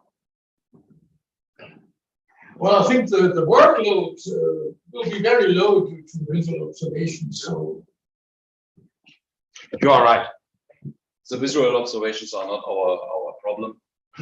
And they will be marked, of course. You see it then, and then the researcher who uses his data is to decide by himself, will he take occultation, which has an error of plus minus 0.3, 0.5 seconds, or will he say no? But this we should leave to the researcher who works with these databases, and not say at the beginning, no, we don't want this anymore, because there may be also that there are some observers who start with visual ones. And then when they're used to do it, maybe one day they become interested to do it with CCD or with CMOS or whatever. So if you at the beginning say no, you throw these people out. This is not good because they're interested in occultation. One more comment. Yeah. And Sioulas, it could be very useful, a step-by-step video to understand and to decide if we want to participate to the new system. Also, Robert Budowinski's Herculino problem. The first satellite discovery was a visual observation. Good. Yeah, the question is right. If we have the new system, but at the moment we don't have, if we have the new system, we should produce a training video, a training session together with Christo, that the observers become familiar with the new style. Yeah. What we must prevent is to lose any observation after January 1. So, any other remarks, any ideas? Maybe I gave you some input for the discussion in the evening, in the social dinner, for the next night, for sleepless minutes, and maybe the discussion tomorrow. Was all data survived on the internet, or is it completely deleted? No, our raster will present the old data, and the data are sent to Occult, so they never get lost. Can you show the picture of the work group in the United States? How it worked there? I was back here. If you want, I can send you the original email from Steve. Which one? No, the text. No, yes. This is a very interesting point is when the reviewer are a team, you have to follow, has something worked with this data or not? And this is similar to quality controls in companies. And there is a tool called Trello. This has nothing to do with astronomy. This has something to do with quality control and to control that somebody has done his job or not. So you can find YouTube videos, you can find description of the system, and they introduce this to synchronize the job of the reviewer team in the States. Interesting information, what people have done. Yeah. Trello system, would it be a solution for, because we not only have to write the portal for input by the observer, we also have to synchronize stuff. Yeah. Otherwise, we have to write the software, or some people have to do it manually. But if there's a system existing, even if it's not written for astronomy, would it be useful to adapt this? Maybe you have to buy it, I don't know. We don't have to buy it. It's open source. Yeah, to analyze. I think we should wait a little bit for Christo's success. And in the meantime, we should find all responsible people in Europe that we know, starting with Plan B or starting with the new system. In any case, we need this regional responsible people. Yeah? Why regional? To reason the workload and the possibility to discuss any questions in local languages. Can be helpful. Any others? Yeah. William Stewart. Will the new system be up and running this year to allow for some overlap with EF in order to resolve any initial problem before January 1st, 2023? Yeah, that's a dream. This would be perfect when the new system starts 1st of December and we have 4 weeks overlap to control what are Eric Frappa's comments and results and what are the result of the new system. But to be honest, I would be happy if the new system works for 1st of January. Yeah. So Arnaud Leroy, it would be useful to compile Eric Frappa's advice on light curve analysis with IOTA and Peyote. This could serve as a knowledge base on the subject. Okay, now we come a little bit. It's a nice nice moment. We come a little bit to the next theme after our coffee break. We will have our general assembly, and this is also a part. We made a survey what our members expected, and a lot of questions were a better training in these tools. And IOTA AS will hold a workshop in autumn this year. The date is not 100% fixed, but it seems to be the first weekend of November. And then we start training of the people to prevent all the mistakes we made. And Eric Frapper was our teacher. Okay, just for everybody, if they want to open the mic and talk, please do it. Hank saying also, I am 33 years old. My personal equation is still around 0.18 seconds. Nevertheless, I normally report a PE of at least 0.3 or 0.4 seconds to correct for estimated slowness on reaction time in situ. And I add the same amount, 0.1 to 0.2 seconds, to the accuracy to get a correct error bar for the observation.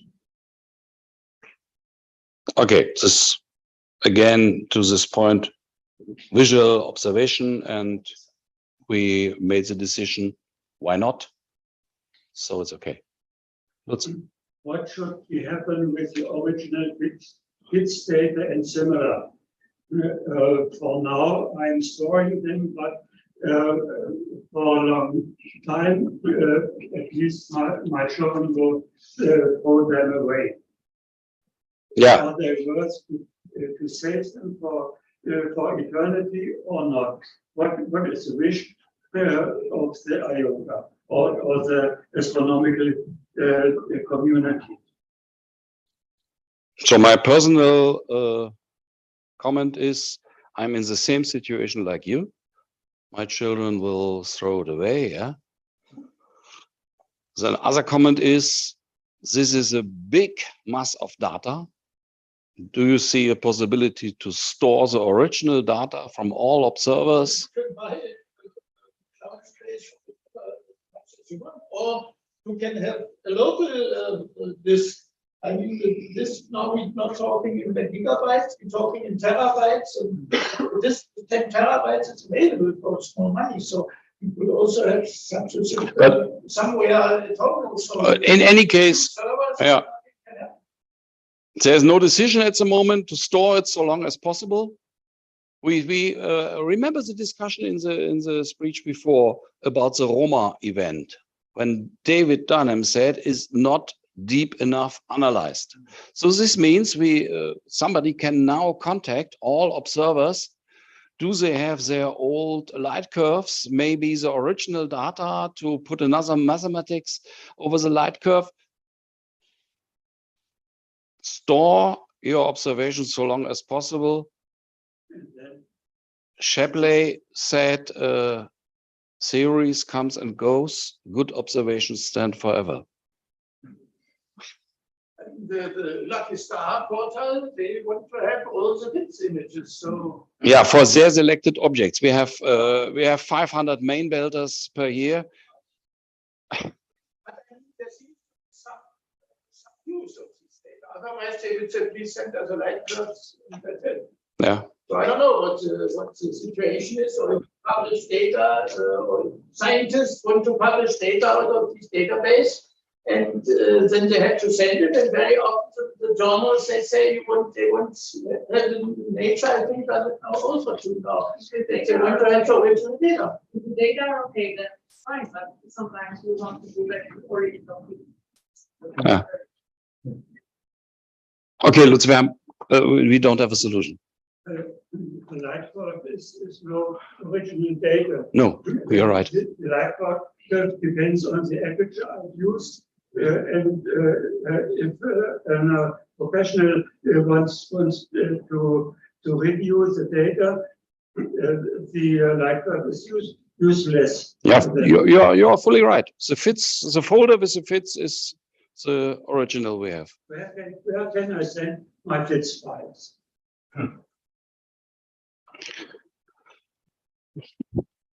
That's a good question. Maybe.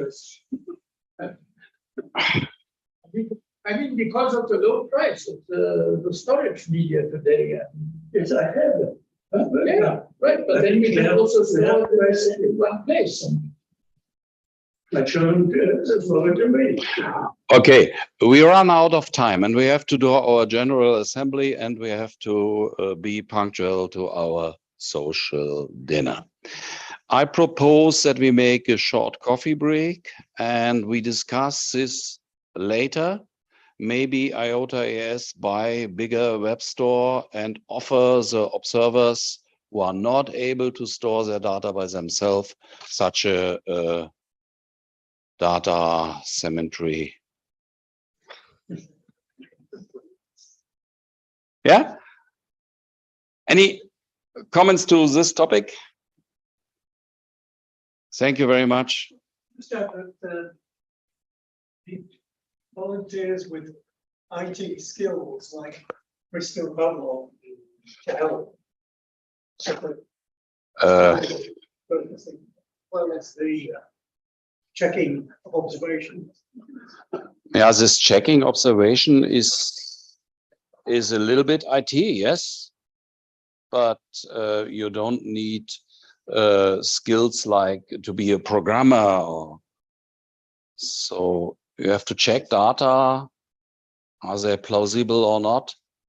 Is a plot from IOTA good or not? Is it symmetric? Are there any failure in?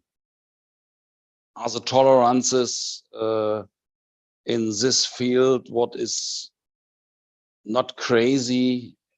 Yeah. I think this is a review what a well-trained observer can do. But we are needing website designer or portal skills or database management.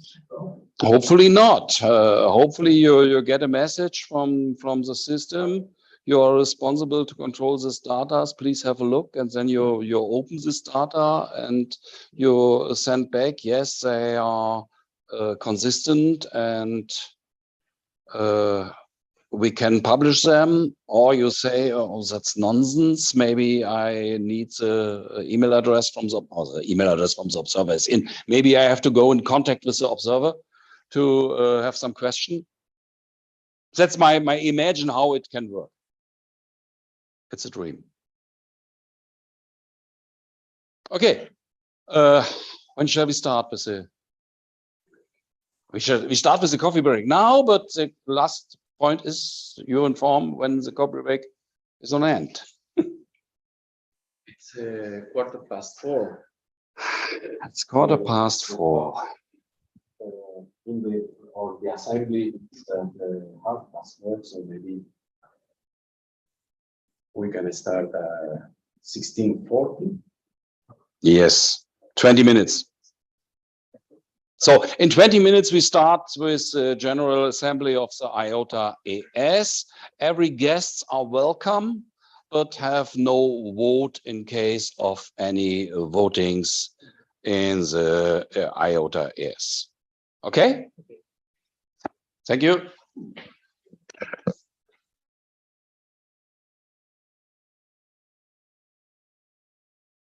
So for the Zoom people, we will be back in 20 minutes.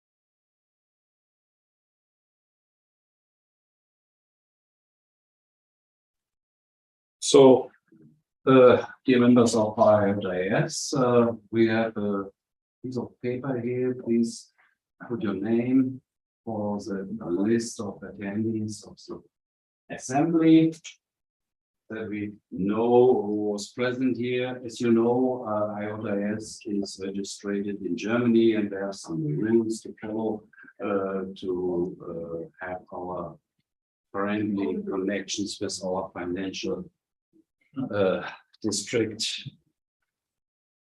department, Finanzamt. Okay, first slide, please. So on the first slide, you will see the invitation. This means the board has invited the member in the time frame. You will see our yes. This is the invitation. Everybody has got this. And the next slide, please. Oh, I can do it. So next slide. No. Okay. Show you our agenda for today. We will report as member of the board for the specific teams. We will hear the report of our treasurer, the report of the cash audit. We hope for an exoneration from you to us. We will talk about the projects for the coming period.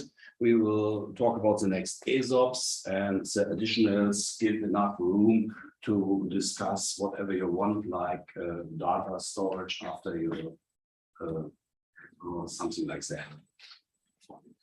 So, yes, I start with my part as president.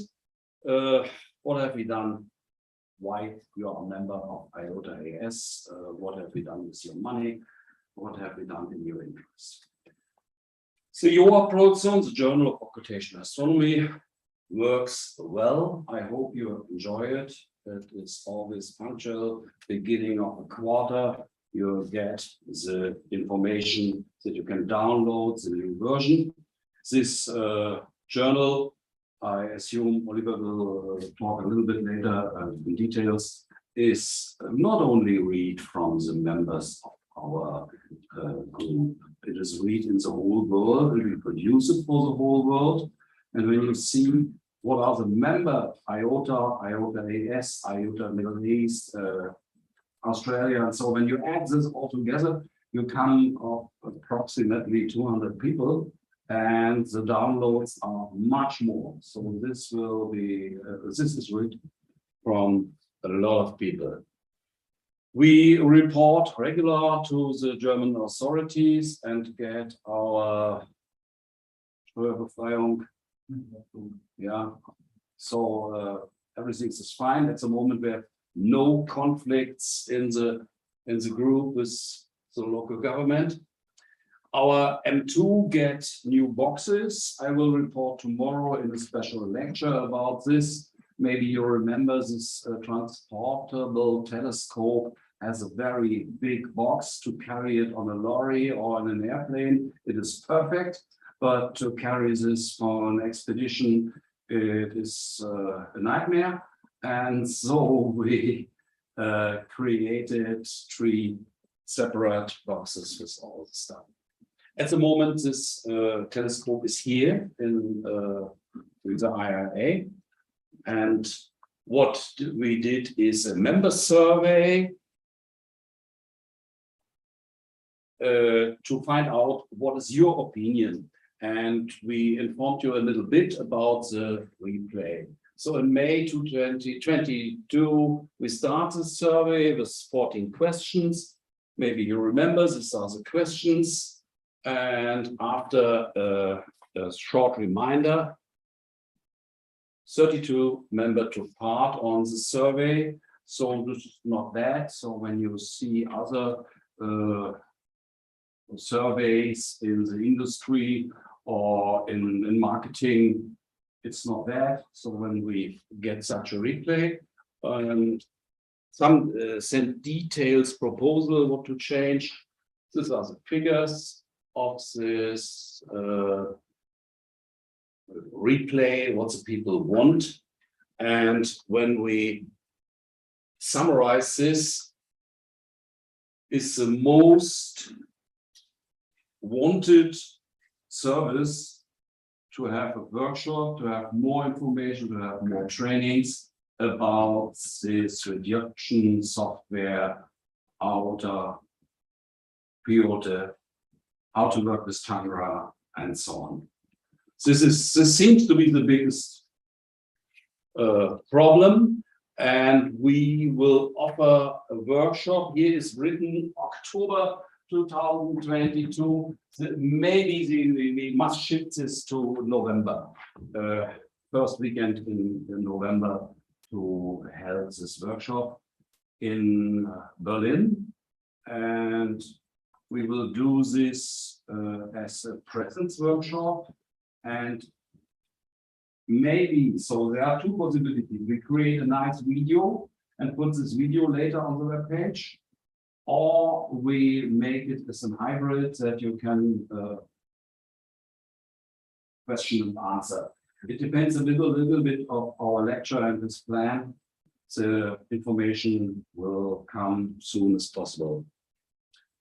We will also start a virtual roundtable after the ESOP, that we use our Zoom link, and that we, without a special team, come together virtual to discuss 1 or 2 points once a month.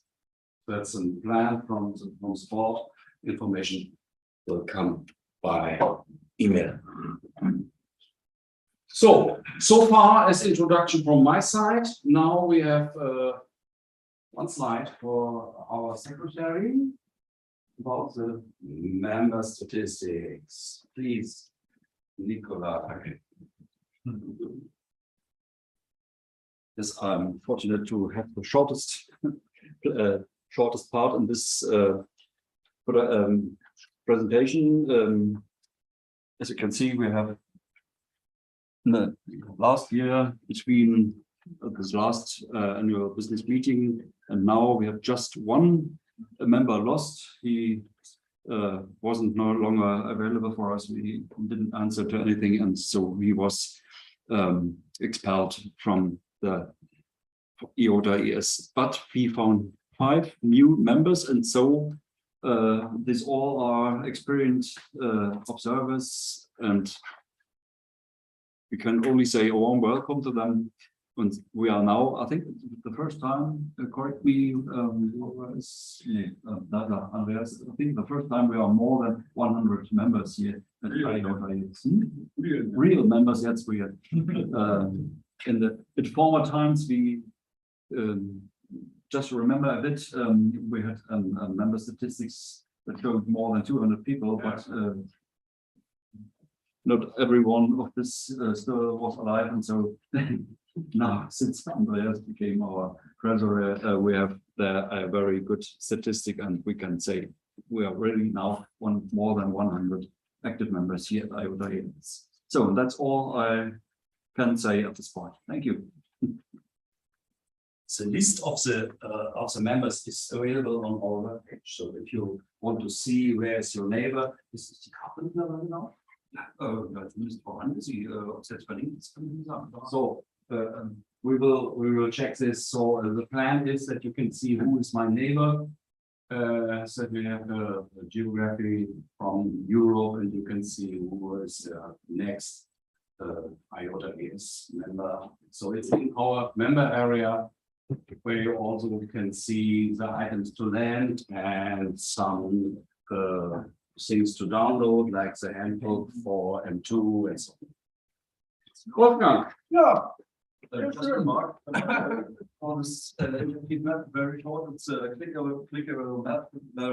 You can zoom it. It's an open street map, so you can see very easily who's. Maybe many of you have orders to give the exact position of their. You can see the houses here. You can see where the operation places are. But I think I'm not sure if it's already online. But it will be very soon. Yeah, Well, I want to present a few things, what happened last year from the observation and science part. As always, I give you some statistics first of asterisk observations in Europe. They're taken from the Europe page, so not from occult, so there may be some more observations. Some people report directly to her or whatever. So, like all these EV scopes that are collecting, I think, are collected directly, but it's only bright stars and so on. So, you see there was this big dip. We have a no. There was this big dip in. Yeah.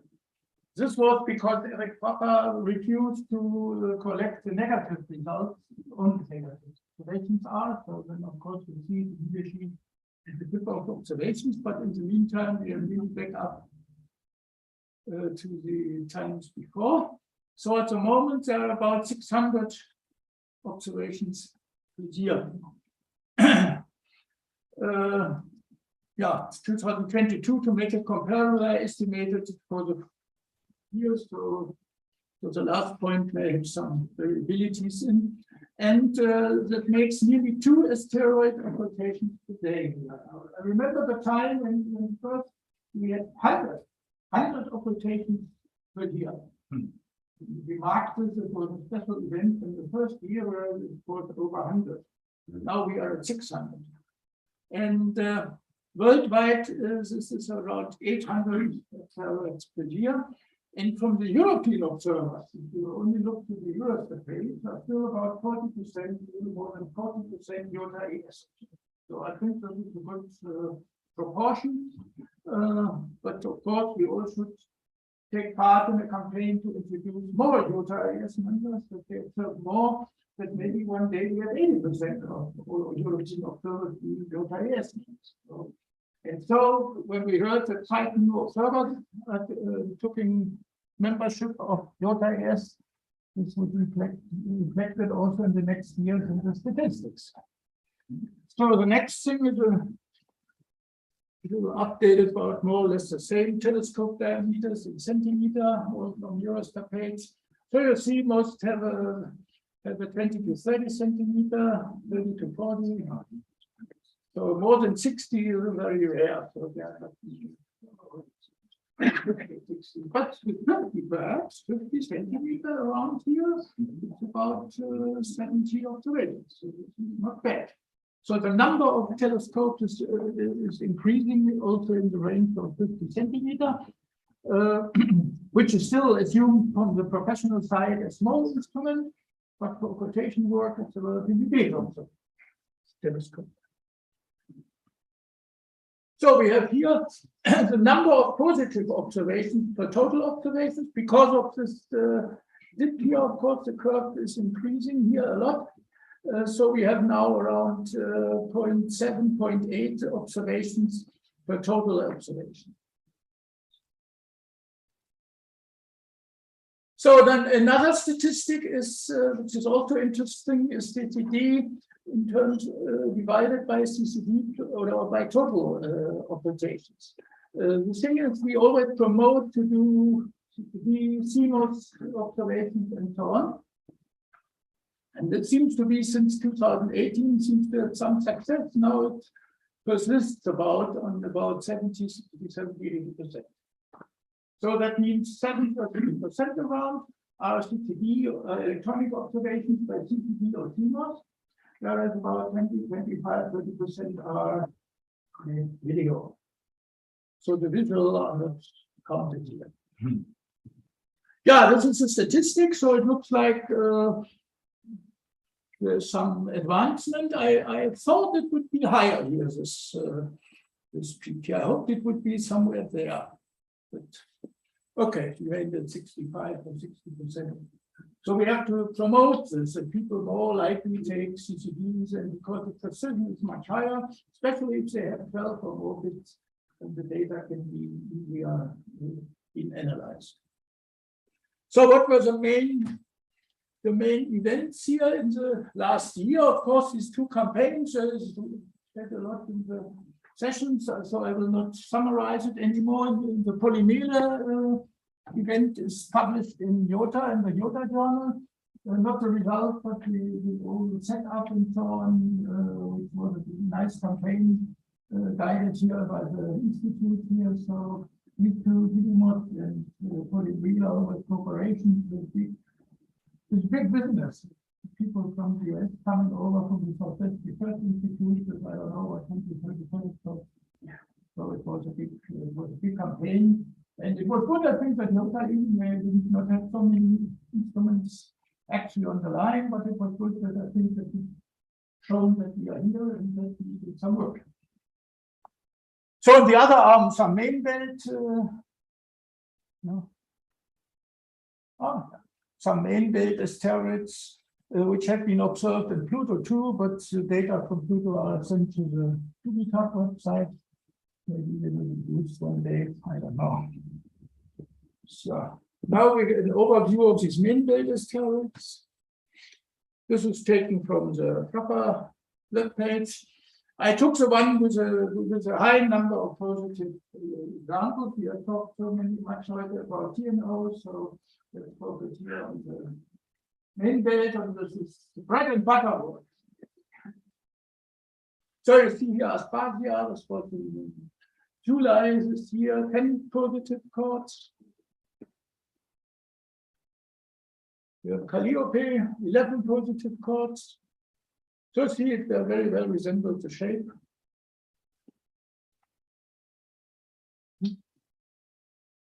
Paraga, 14 positive chords with a little abnormal shape. You don't know what this is. That's actually the most interesting things are who are not elliptical or round, but who are somewhere. Just make science interesting, and not the things which are around as a football. Like with Pallas and so on. Thuringia, 9 positive chords.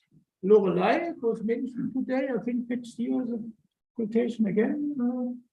Let's see, what it was. Yeah. And there we have Pallas, relatively big asteroid with 14. Yeah. With 14 chords. You always talk on the screen. The screen that we are watching.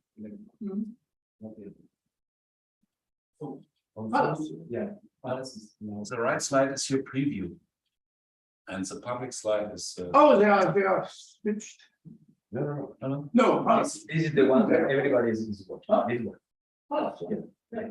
Did I say something wrong? Yeah, no, you're yeah. See here.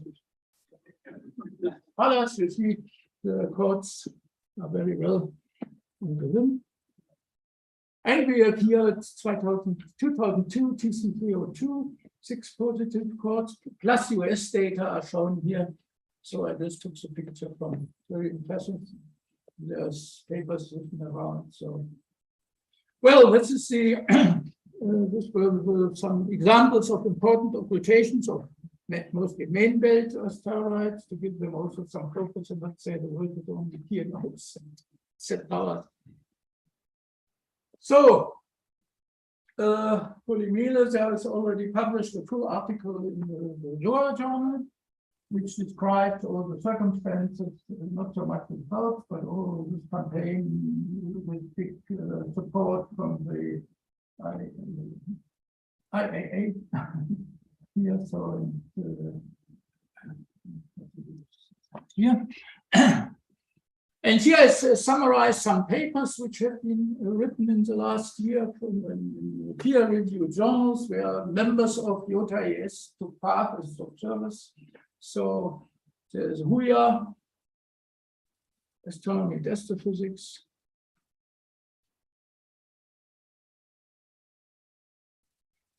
Then we have multi-chord occultations by the Trans-Neptunian 2003, ES2. There's also some IOTA members with also in Astronomy and Astrophysics.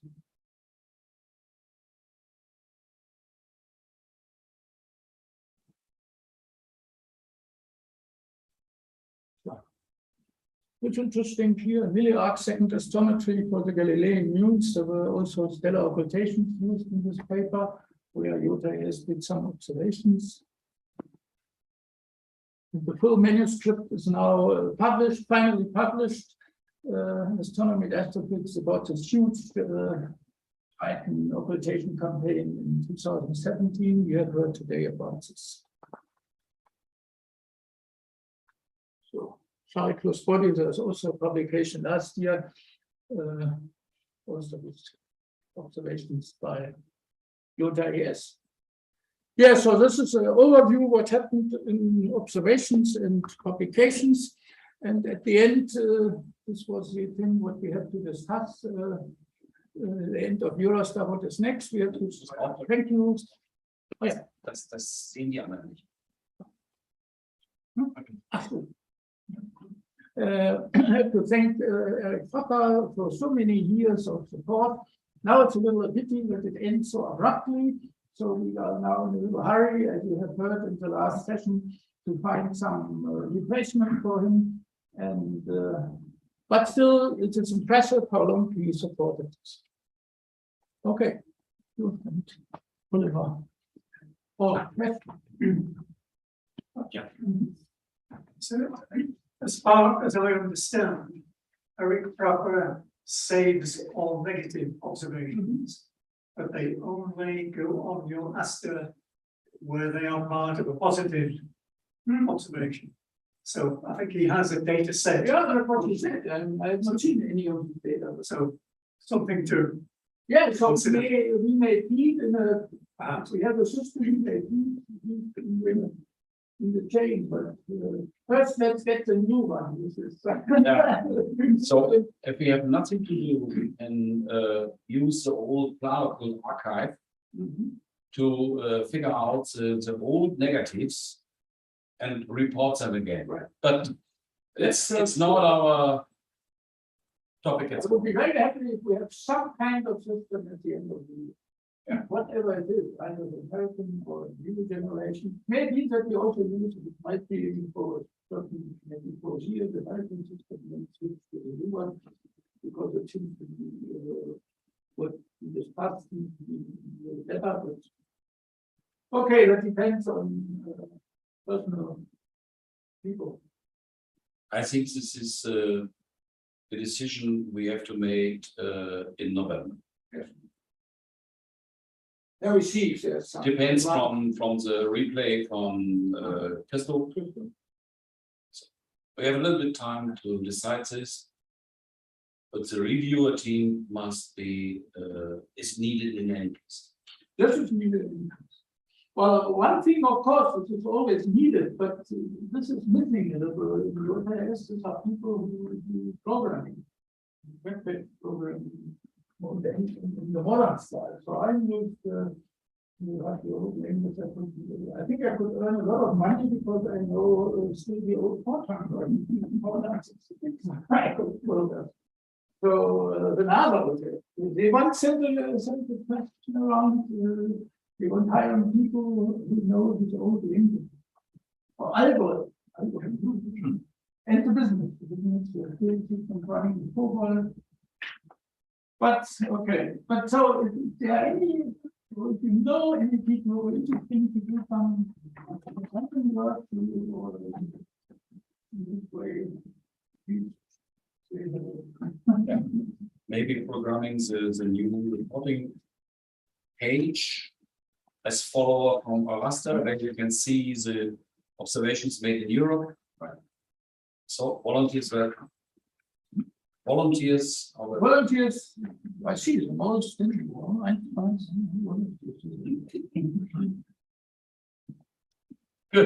Oliver. More questions? There's a question here in the chat. Oh yeah. Is the CCD versus video curve? In the CCD versus video curve, do we see the effect of UHY174 GPS group buying campaign made in 2019?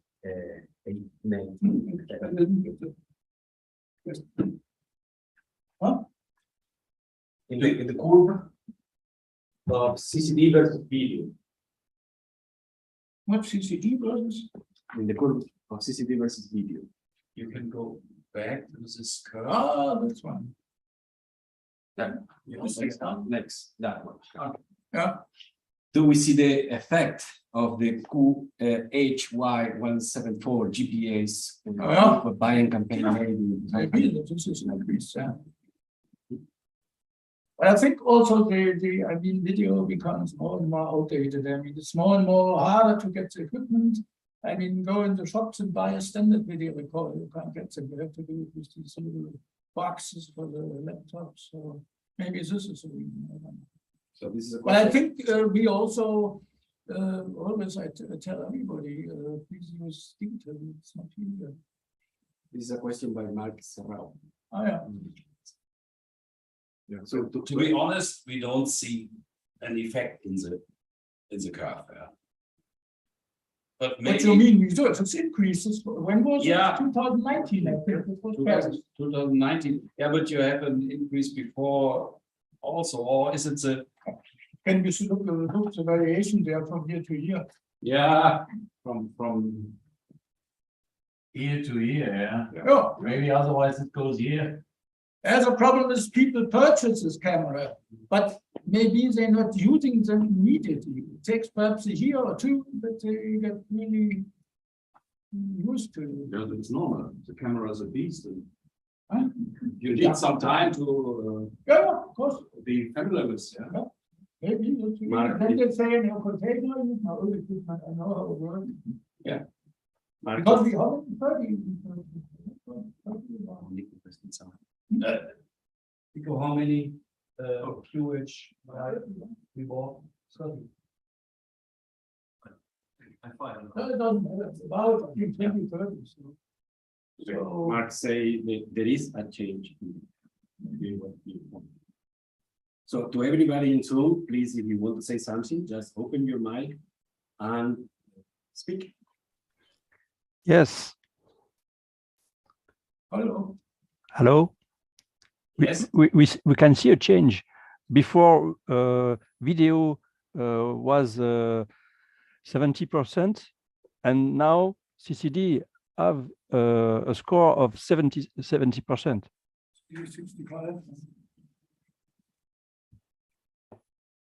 And what do you want to ask?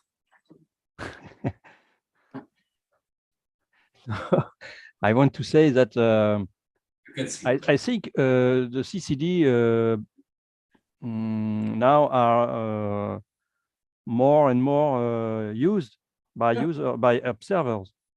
Yes, that's what we want. That's only what I want to say. Good. That's what we want. Good. Okay.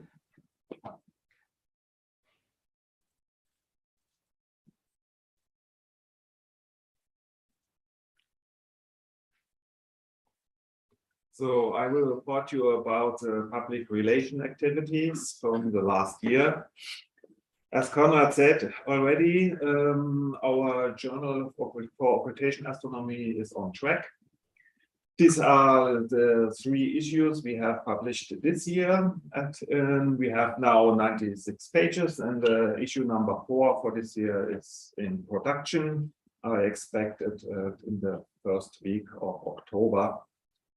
And as Konrad said, we have more than 200 members worldwide, Australia, US, and Europe, but the download numbers are much larger because a lot of people want to read our magazine. So I think the download numbers are around 400, and that's very good.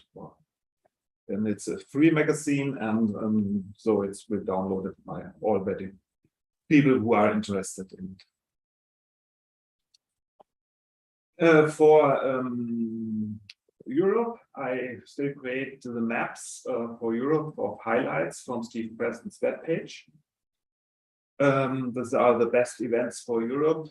Sometimes I put some own predictions with special predictions which are asteroids with moons, or there's some special observing campaign. And this will be updated every 2 weeks when Steve Preston updates his prediction. And it should be a motivation for first-time observers. So they can see it here on this link, and this will be also published. This link here at the forum von der Vereinigung der Sternfreunde. Vereinigung der Sternfreunde is the astronomy community in Germany, Austria, and Switzerland with about 4,000 members. And there I will also present events for the German-speaking community, and give a link to the web page with maps for Europe. Since October 2019, we have a Twitter account. I think it was important to have spread our work a little bit more, not only in our community, gonna spread it more to the world outside who is interested in astronomy. We present their calls for observations, announcement of JOA, and papers about stellar occultations. And I retweet also papers and other astronomy topics related to occultation. We have now 2,400 tweets. Last year at our meeting in Białystok, we had 900. We have now 430 members or followers at Twitter. Last year it was 315. The number is now slowly rising. I think we have reached a level now. And sometimes when we have special campaigns like Lucky Star or interesting images or video, then we get a boost, about 10 observers more. And then a few days later, they drop down a little bit, but 2 or 3 will stay. And so the number is still increasing a little bit. And one very interesting thing is now Twitter has changed a little bit the access to Twitter. Now when you open up in the browser Twitter, you get, scrolling down, you get after 5 seconds, a field, sign in or register. So what you have to do is click on sign or register, another window opens, and then close this window. Don't put anything in, and then you can scroll again. It's a little bit stupid, but maybe the window will appear again, but you can also click it. So it's eye catchers. Twitter works with images, of course, and we have mostly ugly light bursts. So it's not so interesting. So if you have a small video from a lunar occultation or asteroid occultation, sometimes make a small graphic with a light curve and in the top of the video. This would be very good. Send it to me and I can post it on Twitter. Retweet, if you have a Twitter account by yourself, retweet our tweets. That's very important. It gives much more people the opportunity to see our tweets and gives some likes, and you can of course share on other social networks our information we have posted there. The next chart is the same chart as in the 2 years before. What doesn't work? The Twitter accounts from IOTA US are still, the latest tweet is from 2015, I think. And from the Royal Astronomy Society of New Zealand, they have only posted, I think, I'm on Twitter now or something like this, and nothing more. It would be good if they have also active the Twitter account, so we can share our tweets and would reach a much larger community. Last year, I presented a short video from my project of video tutorials that is still not published because these videos should be 5 videos for the beginners. It shows how to start occultation work with a stopwatch, how to get the personal equation, how to measure this personal equation, what do we need for accurate timing, the position and and duration of the times. Why is this so important? And how to write an observation report and how to read an occultation map. I have made this video of occultation map already.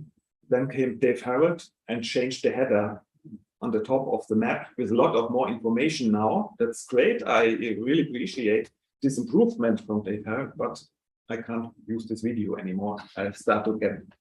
So, and with a report, I think now, when we are now on a break to a new age with reporting occultations, I don't want to publish a video with the old reporting system. I would like to produce a video with a new reporting system. So if this reporting system is running, and I can make the last video, and then maybe we can publish these tutorials.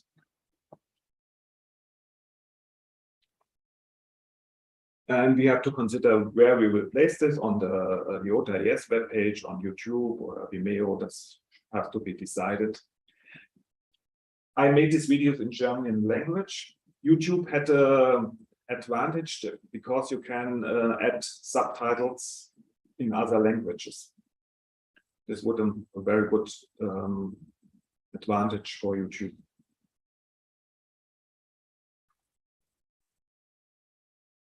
Then we still publish in the Journal for Astronomy from the VDS, Vereinigung der Sternfreunde. There are 4 issues per year. And Eberhard Riedel publishes regularly interesting phrases for the German area or German-speaking area. Eberhard Bredner reports about lunar occultations. And in the sky calendar, there are the most interesting asteroid occultations greater than 10th magnitude. And we had a issue was about citizen science, and we had 2 reports in this magazine, one from Nikolai Wünsche about measuring asteroids with stellar occultations, and one from Konrad Ruhl about the Pro-Am collaboration for this special topic in this magazine. Then one of the last issues, we had one of the new member, Gregor Kranich, about his experience to observe stellar occultation. It was also a 3-page article. There's another magazine on the German market. It's Astronomy, das Magazin. It's now in its 4th year of publication. It is published 8 issues per year. And we have in every issue have we 1 page about an asteroid occultation highlight in these 8 weeks. And we contribute to the sky calendar asteroid and lunar occultations. And in the issue number 27 of June, there was also the main topic of this issue were citizen science. So I wrote an article about stellar occultation work and the Pro-Am Corporation, talking about how professionals use our data for space missions and how space missions support us in our predictions. Then we have Astronomy Yearbook published in Berlin, and it's by Nikolai Wünsche. Every year he summarizes asteroidal events from the larger area of Berlin. And of course, there are also asteroid and lunar occultations in this small book.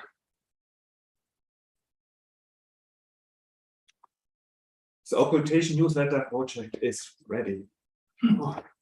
It's finally the last volume was the largest volume, and I finished it now in July. And now all issues are available on our webpage. And Stefan Meister from Switzerland, he had made a small index for the JOA, and he asked me about an index for occultation using it. That's a lot of work. So we have to spread this to volunteers. So if someone wants to grabbed 2 issues and said, okay, I will make an index of this issue and then ask the data to Stefan or me, and we can put it into a larger file then. And that's the link where you'll find all the issues from the occultation. By the way, it's really funny to read this old occultation newsletter, yeah? To read how it starts in the 70s, in the 80s, with things they struggle, we are laughing about today, yeah? I remember as a report from Mike. Mike reported that he had sit on the eyepiece for 20 minutes for an asteroid occultation and saw nothing. Yeah? That was normal in this year, in these days. So how can you support us? Write your reports and your experience for JOA. We need also, it has not to be a scientific paper. Observation reports are fine. This could be 1 page. Write about your experiences to motivate new observers. That is what we're doing is very exciting stuff. Send me light curves, images, or something like that for Twitter. Inform your astronomy magazines in your countries about special events, about your work, and of course in your local astronomy clubs as well. And if you need our flyers, we have it here. Take 1 or 2 or 3 or 4. Okay. Thank you. Okay. Thank you.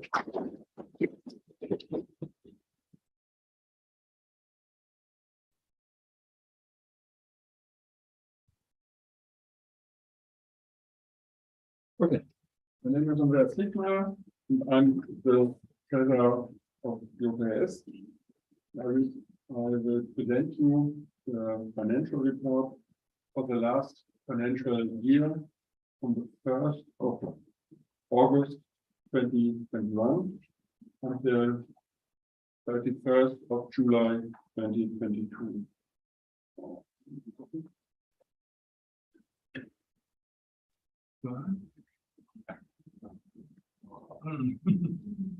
Okay. This is what the cash report looks like. Everything what is important is on 1 page. It's divided into 4 parts, 4 areas. Receipts. This.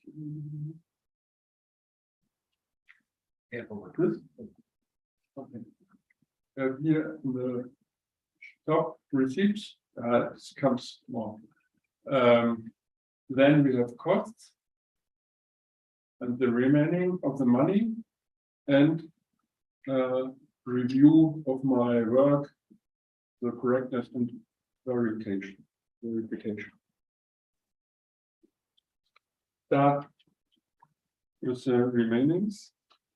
Receipt, sorry. I only tell you the full euro amount. We start with 8,745 euro. We get member fees 1,918 euro. We get donates 6,631 euro. And for 4 issues for the euro, we get 1,436 euros from our friends in New Zealand and USA. And here we get reimbursements of M2 reports, M2 transports from Namibia, from the Lucky Star project. And for this ESOP, we get fee 2,911 euro.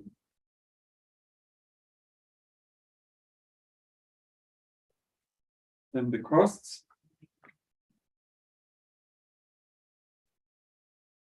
We have technical purchase 312 euros. that are the new transfer boxes for M2.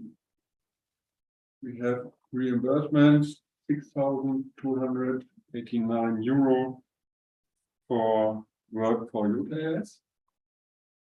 We have insurance and fees, 48 euros. We have Postage, Telecom, Internet and Zoom, 364 euro. No office supplies. And the cost for the Euro productions for 4 issues are 2,127 euros. And you remember we get 1,436 euros from our friends for this. And cost from the ESOP40, 325 euro. So we have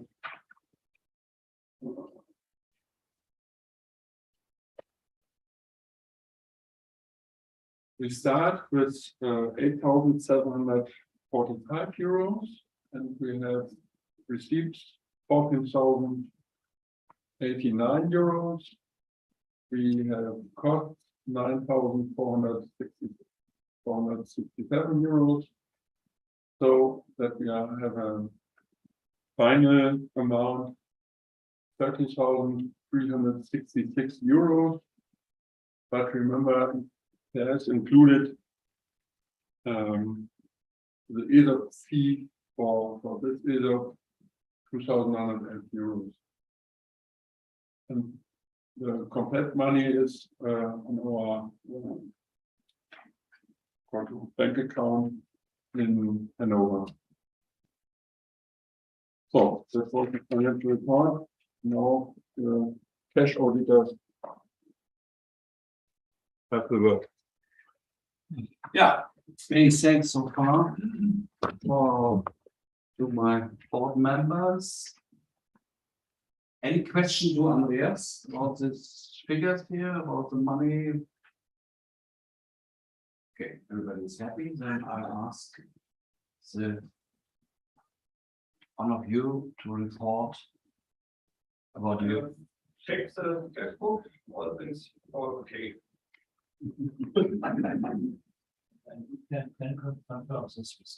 Great.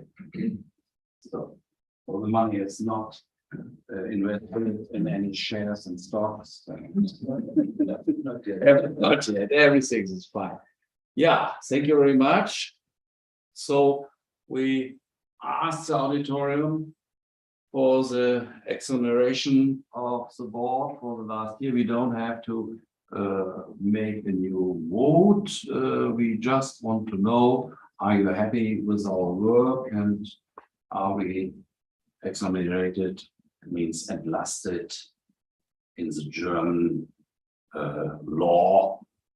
Is it needed for the authorities? Please raise your hand, and please in Zoom raise your hand. Maybe you can check in Zoom if somebody vote for or against us. Yeah. Please here in the room. Okay. Anybody not? Was die Zahl der Leute? Wir haben Listen. Die Mitgliederliste, also alle Anwesenden. Votes for yes, we have. Okay, thank you. On Zoom, we have two votes. Well, I can see only 2 hands, but on Zoom, please, you can raise your electronic hand. You can do it. You can do it in reactions button near your mic or your video button. 1, 2, 3, 4. You can give it a snapshot. Oh yeah, this would be nice to have the names. Yeah, please. This is snapshot. This is check. Yeah. No, because of the protocol. Yeah, but this is disappearing because you made all this sign. Please raise your hand like this. In your electronic hand like this. in the reaction button. So I can snapshot exactly, yeah. Great. Now the raising hands appear. Okay, snapshot now. Do we all have the names of all those? Yes, with this snapshot, We do have some names.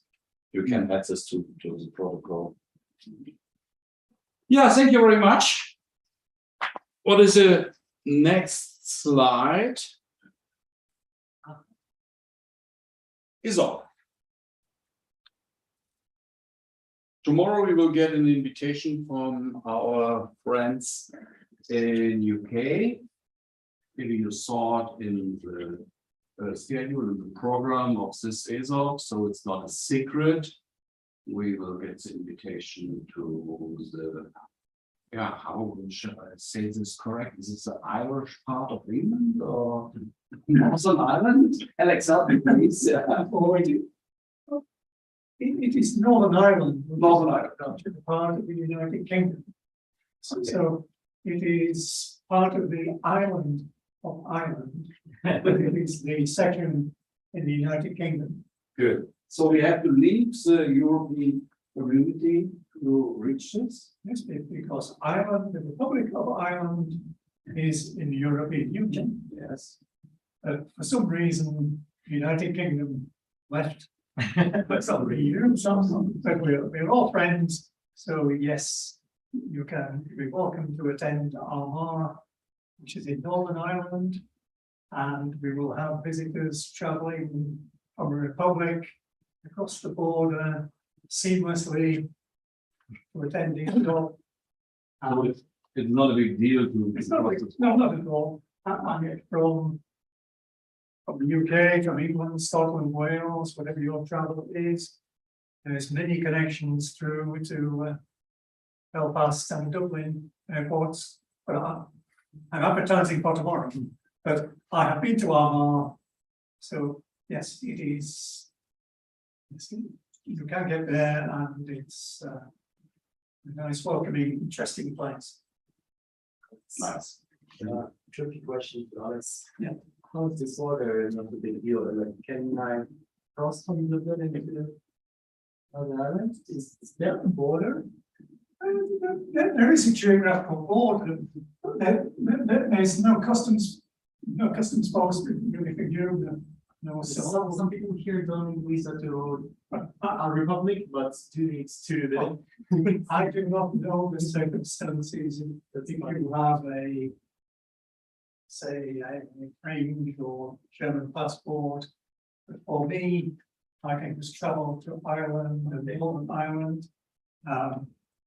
That is, I just take a means of identification. Yeah. Otherwise, between UK citizens and the Republic of Ireland, we share many open borders policy. Yeah. So you just visit Irish people, just come to the UK, no problem. I go to Ireland or Northern Ireland. But yes, perhaps Tollis will explain tomorrow that. So please check with your travel restrictions. Yeah. I do not know. But otherwise, it is. You should check your personal situation. Yes. Maybe if you need a visa for the United Kingdom, then you have to know you go in the United Kingdom. When you come from Ireland and there's no control, it doesn't mean that you don't have to follow the rules. Well, unless they unite with them, that means. Okay. So perhaps as EU citizen, there will be information for visiting Northern Ireland. I have not checked it because it is just so seamless for me. Yes. Here's a typing error. 2023 we will get to. Yeah, we will get the information this year for the next year. Okay. 2024. Nothing is decided. Every proposal are welcome. But one thing is clear. We had the last ESOPs a little bit on the border of our territories here. And so Granada is far away from Central Europe, and the other stock, okay, it's not so far away. For me, it's closer. For me in Berlin, it's closer to Bialystok than go to the south west of Germany. So Germany is longer in this direction than the way to Bialystok. Yeah, strange, but true. So okay, we had these points in the past, and we want to have the ESOP in 2024 in the center, so in Germany or in a country close to the German border, maybe Belgium, Austria. Let's wait. All proposals are welcome. If you have a country where you know good friends, or in your hometown you want to host ESOP, you know the story, what we are doing here, please contact us. And the years later are not decided at the moment. So when I saw this morning in the presentation that so many active observers are in Romania, and we have no members in Romania, there must be something changed. Yeah, this is the plan.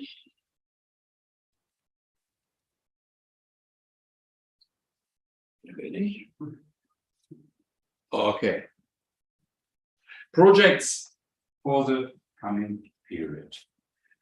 As I said, here's the date is wrong. The October 29 was a mistake. We forgot that the big astronomical event is in Germany, so we will cancel this day. That's not possible. The Polyester is running on the state in Halle, and that's an overlapping with interests from other people. From many of our members are also member of Polyester. So forgot this. The reporting system is the biggest building place we have. We will still do our best to go in this observation campaigns for the Lucy mission. Continuously occultation observations, that's logic. And we have a solar eclipse next year. I will give you a talk tomorrow what is planned for this eclipse, and maybe some volunteers or some people say, yes, there's a solar eclipse. I want to go there. It's up to you. And if you have any projects, if you have any local projects where IOTA AS can help, don't hesitate to ask, don't hesitate to say, we have a plan here with a young group to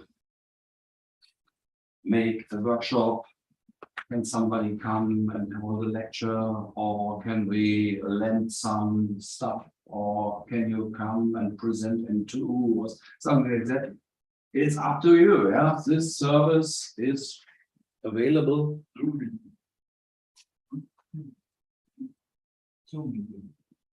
Zoom meetings. Yes, this is in the projects. We will make this virtual roundtable for our group. Yeah. Please propose what you expect. So we don't make our job in the board for us. We make it for you. And we hope we get input from your side, what you need. It's similar with our journal for occultation astronomy. Let us know what you expect. Let us know what is maybe wrong on this journal. If you have any ideas to spread out this in other regions, also let us know. We are not the center of the world and the God himself. We do our best. Okay, I would have one question to you. You have now the Joa, how many years? 8 or 10 years maybe? Yeah. And many articles are published there, but we never get from anybody a response by email, by something. What you articles. I mean, if you have a normal standard newspaper, then you get hundreds, thousands of emails that people criticize it, that people say, oh, that's great, and so on. But here nothing comes back. What do you think is the reason for it? We have one feedback that people are not so happy with format. We have still this printable format. I remember there was something that I said it would be better to put it on a web page. Yeah, not as PDF. Yeah. Okay. On the other hand, it's still printable. It looks nice. I forgot to bring this with you. I have some printed versions for every. Yes, in my opinion, but format. Nice way that you can. Yeah, you go from page to page on the drawing. I have a personal format. Yeah, this was also our argument. We said, okay, we understand what you mean, but we want to stay with the PDF. Yeah, concerning the format of PDF, PDF has the advantage that can be printed. I don't know who it was. They went to the Science Museum or somewhere in the US, and he found a printed version of the stars. It was me. It was a Flagstaff Observatory. In the Flagstaff Observatory, in the big pillar in the library, you could see your last issue. Yeah. The others is perhaps it's also sent to the Indian library, National Library of Yes, India. National Library of India. Always. And I don't think so that if it's on a web page, they would send. I don't know how many people there are who want it in a printed form or in a style of printed. Yes, it's a comment, please. A lot of. A lot of. Michael O'Connor, no physical border. Easy driving between the Republic of Ireland and North Ireland without any border code. Okay. David Downham, for project should add across country. Yes. William Stewart, link for visiting the UK as an EU. As help for. So we can take this link and or yeah, save the chat. Yeah, that's helpful. What about the better Jews occupation on December 13th? I think it's yes, data. that's right. These were some words here, and this is a project where we maybe can do a campaign with a newspaper or with a radio station to alert the Italians to look to better gods or something like that. It would be a nice project for our job. Or let's think about it. Thank you. Claudio Costa, I don't know if has already been discussed, but replacement for Eric Rapa or at Euraster project is due immediately. Yes, that's true. And Claudio, can you hear me? Yes, I can hear you. Great. Claudio, can you synchronize activities for a local reviewer team in Italy?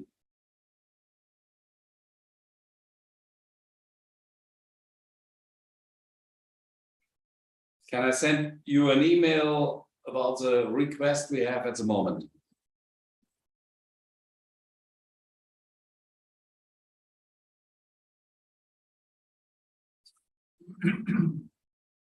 Claudio, can you hear us? I hope you are not shocked now.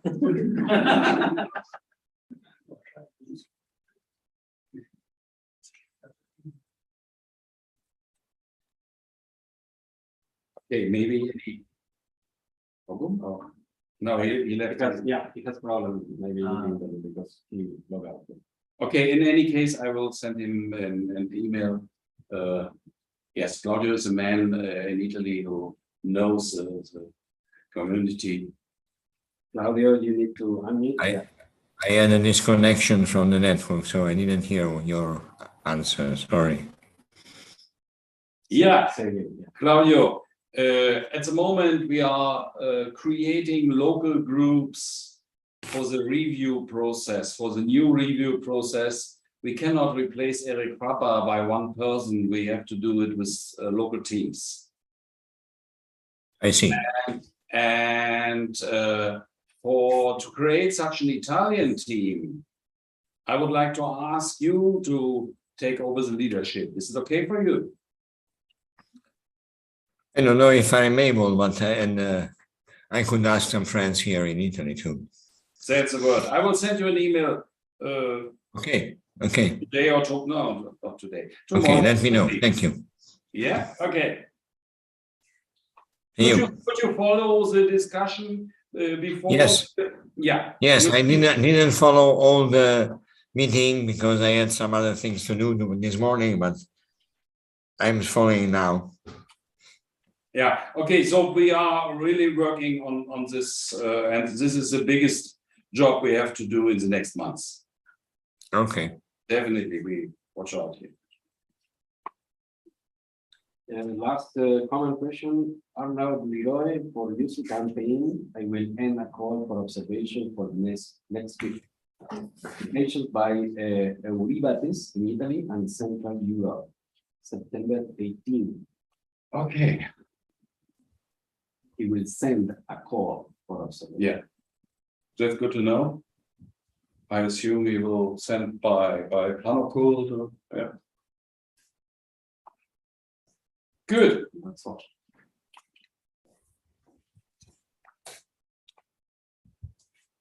This join us doesn't make sense for you. You're a member. Yeah. Darf ich eine Frage noch auf Deutsch stellen? Englisch ist nicht so voll. Gerne. Der Oliver hat vorhin vorgeschlagen, dass man für Loa auch mal kurze Beobachtungsberichte schickt. Das klingt ja ganz prima, aber wenn man nachguckt, was da für Anforderungen für Veröffentlichungen in Loa steht, da klingt das eher nach Astronomy und Astrophysics oder Nature. So ein Netzwerk stellen mit der Einleitung, Subject Acknowledgement. Also das klingt total anders. Das fällt für mich total auseinander. Good. Okay, maybe at least I try to translate this question. Lutz said Oliver asked for small reports about observation campaigns, observations for the journal, and when you look the how do we call it, the rules for the writer. Yeah, rules for the writer. Then they are very detailed and they ask for an abstract or an introduction and give you a strong concept for a paper like astronomy and astrophysics. That's a good question. Maybe our rules for the writer block some people.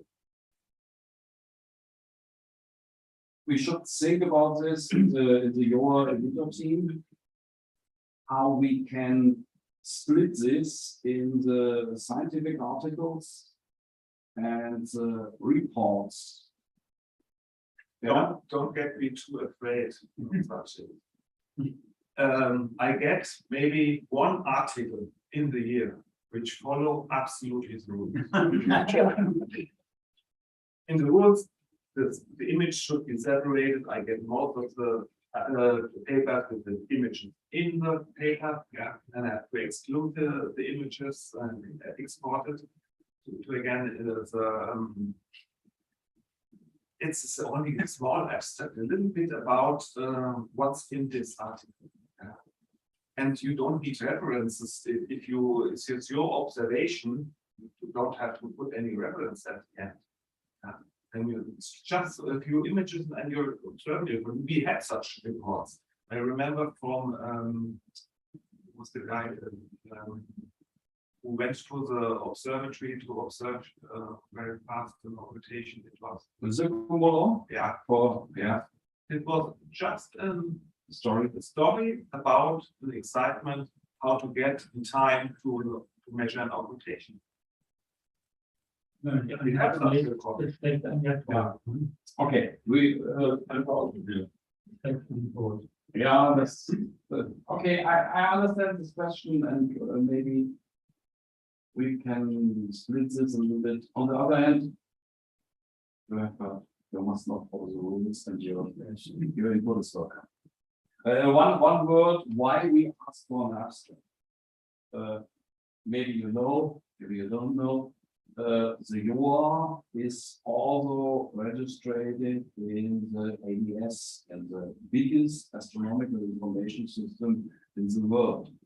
And we are very proud of this. And for this ADS, we have to deliver an abstract for the articles. Not every article in UR goes to the ADS. We make a selection, what has in scientific value, and this is sent. As an example, we have this row beyond Jupiter. It goes not to the ADS. In the extent there are no news, there are information and a summary about these bodies, but nothing new, not something what we found out about this body. This is something what the author collected as information for everybody. I hope this information is helpful and you'll enjoy it. I know, it was exactly what I wanted to say with the ADS. Yeah, so that's a reason for that. But if we have a beautiful article and only the abstract is missing, we will ask the author of please write some words in abstract. So it was ping pong. Abstract is probably there. But not. Abstract introduction, summary. If you read how to write articles, these things are only recommended. You can omit this. But usually, if you have some article, you have some paragraphs. You don't write an article in 10 pages without any paragraph, nothing. Yeah, some usually you start with an article, what is the background, what is the object you observe, and so on. You have some structure in the beyond Jupiter, because this is all different. We have just a schemata in this section. And don't be afraid about English. Really not. We have our expert here.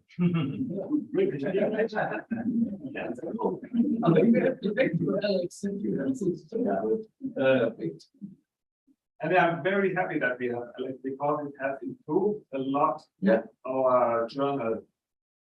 It's so important to have good English. And Alex, he has eagle eyes for everything. Sometimes.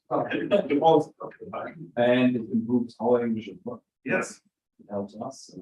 So just to inform you, so we have a team. You can see this on the last page of Noviah. And when an article for Noviah comes in, we as a team decided who of the team member will support this author in an email ping pong, and we will do the review. And don't be afraid that your article is not perfect. We will help to make it not perfect. Nobody's perfect, but we will help to make it for a good article. So, do we have any other comments to the work for IOTA AS as organization from your side? So if we don't have, then we put the last sentence on the protocol. Der Vorsitzende schloss die Versammlung 17:57 Uhr. Thank you very much. Next year, we try to make again our General Assembly together. Thank you. Yeah. Want to get it? We have any news here? No. No news, no. Okay. Session closed. Good. You're very happy.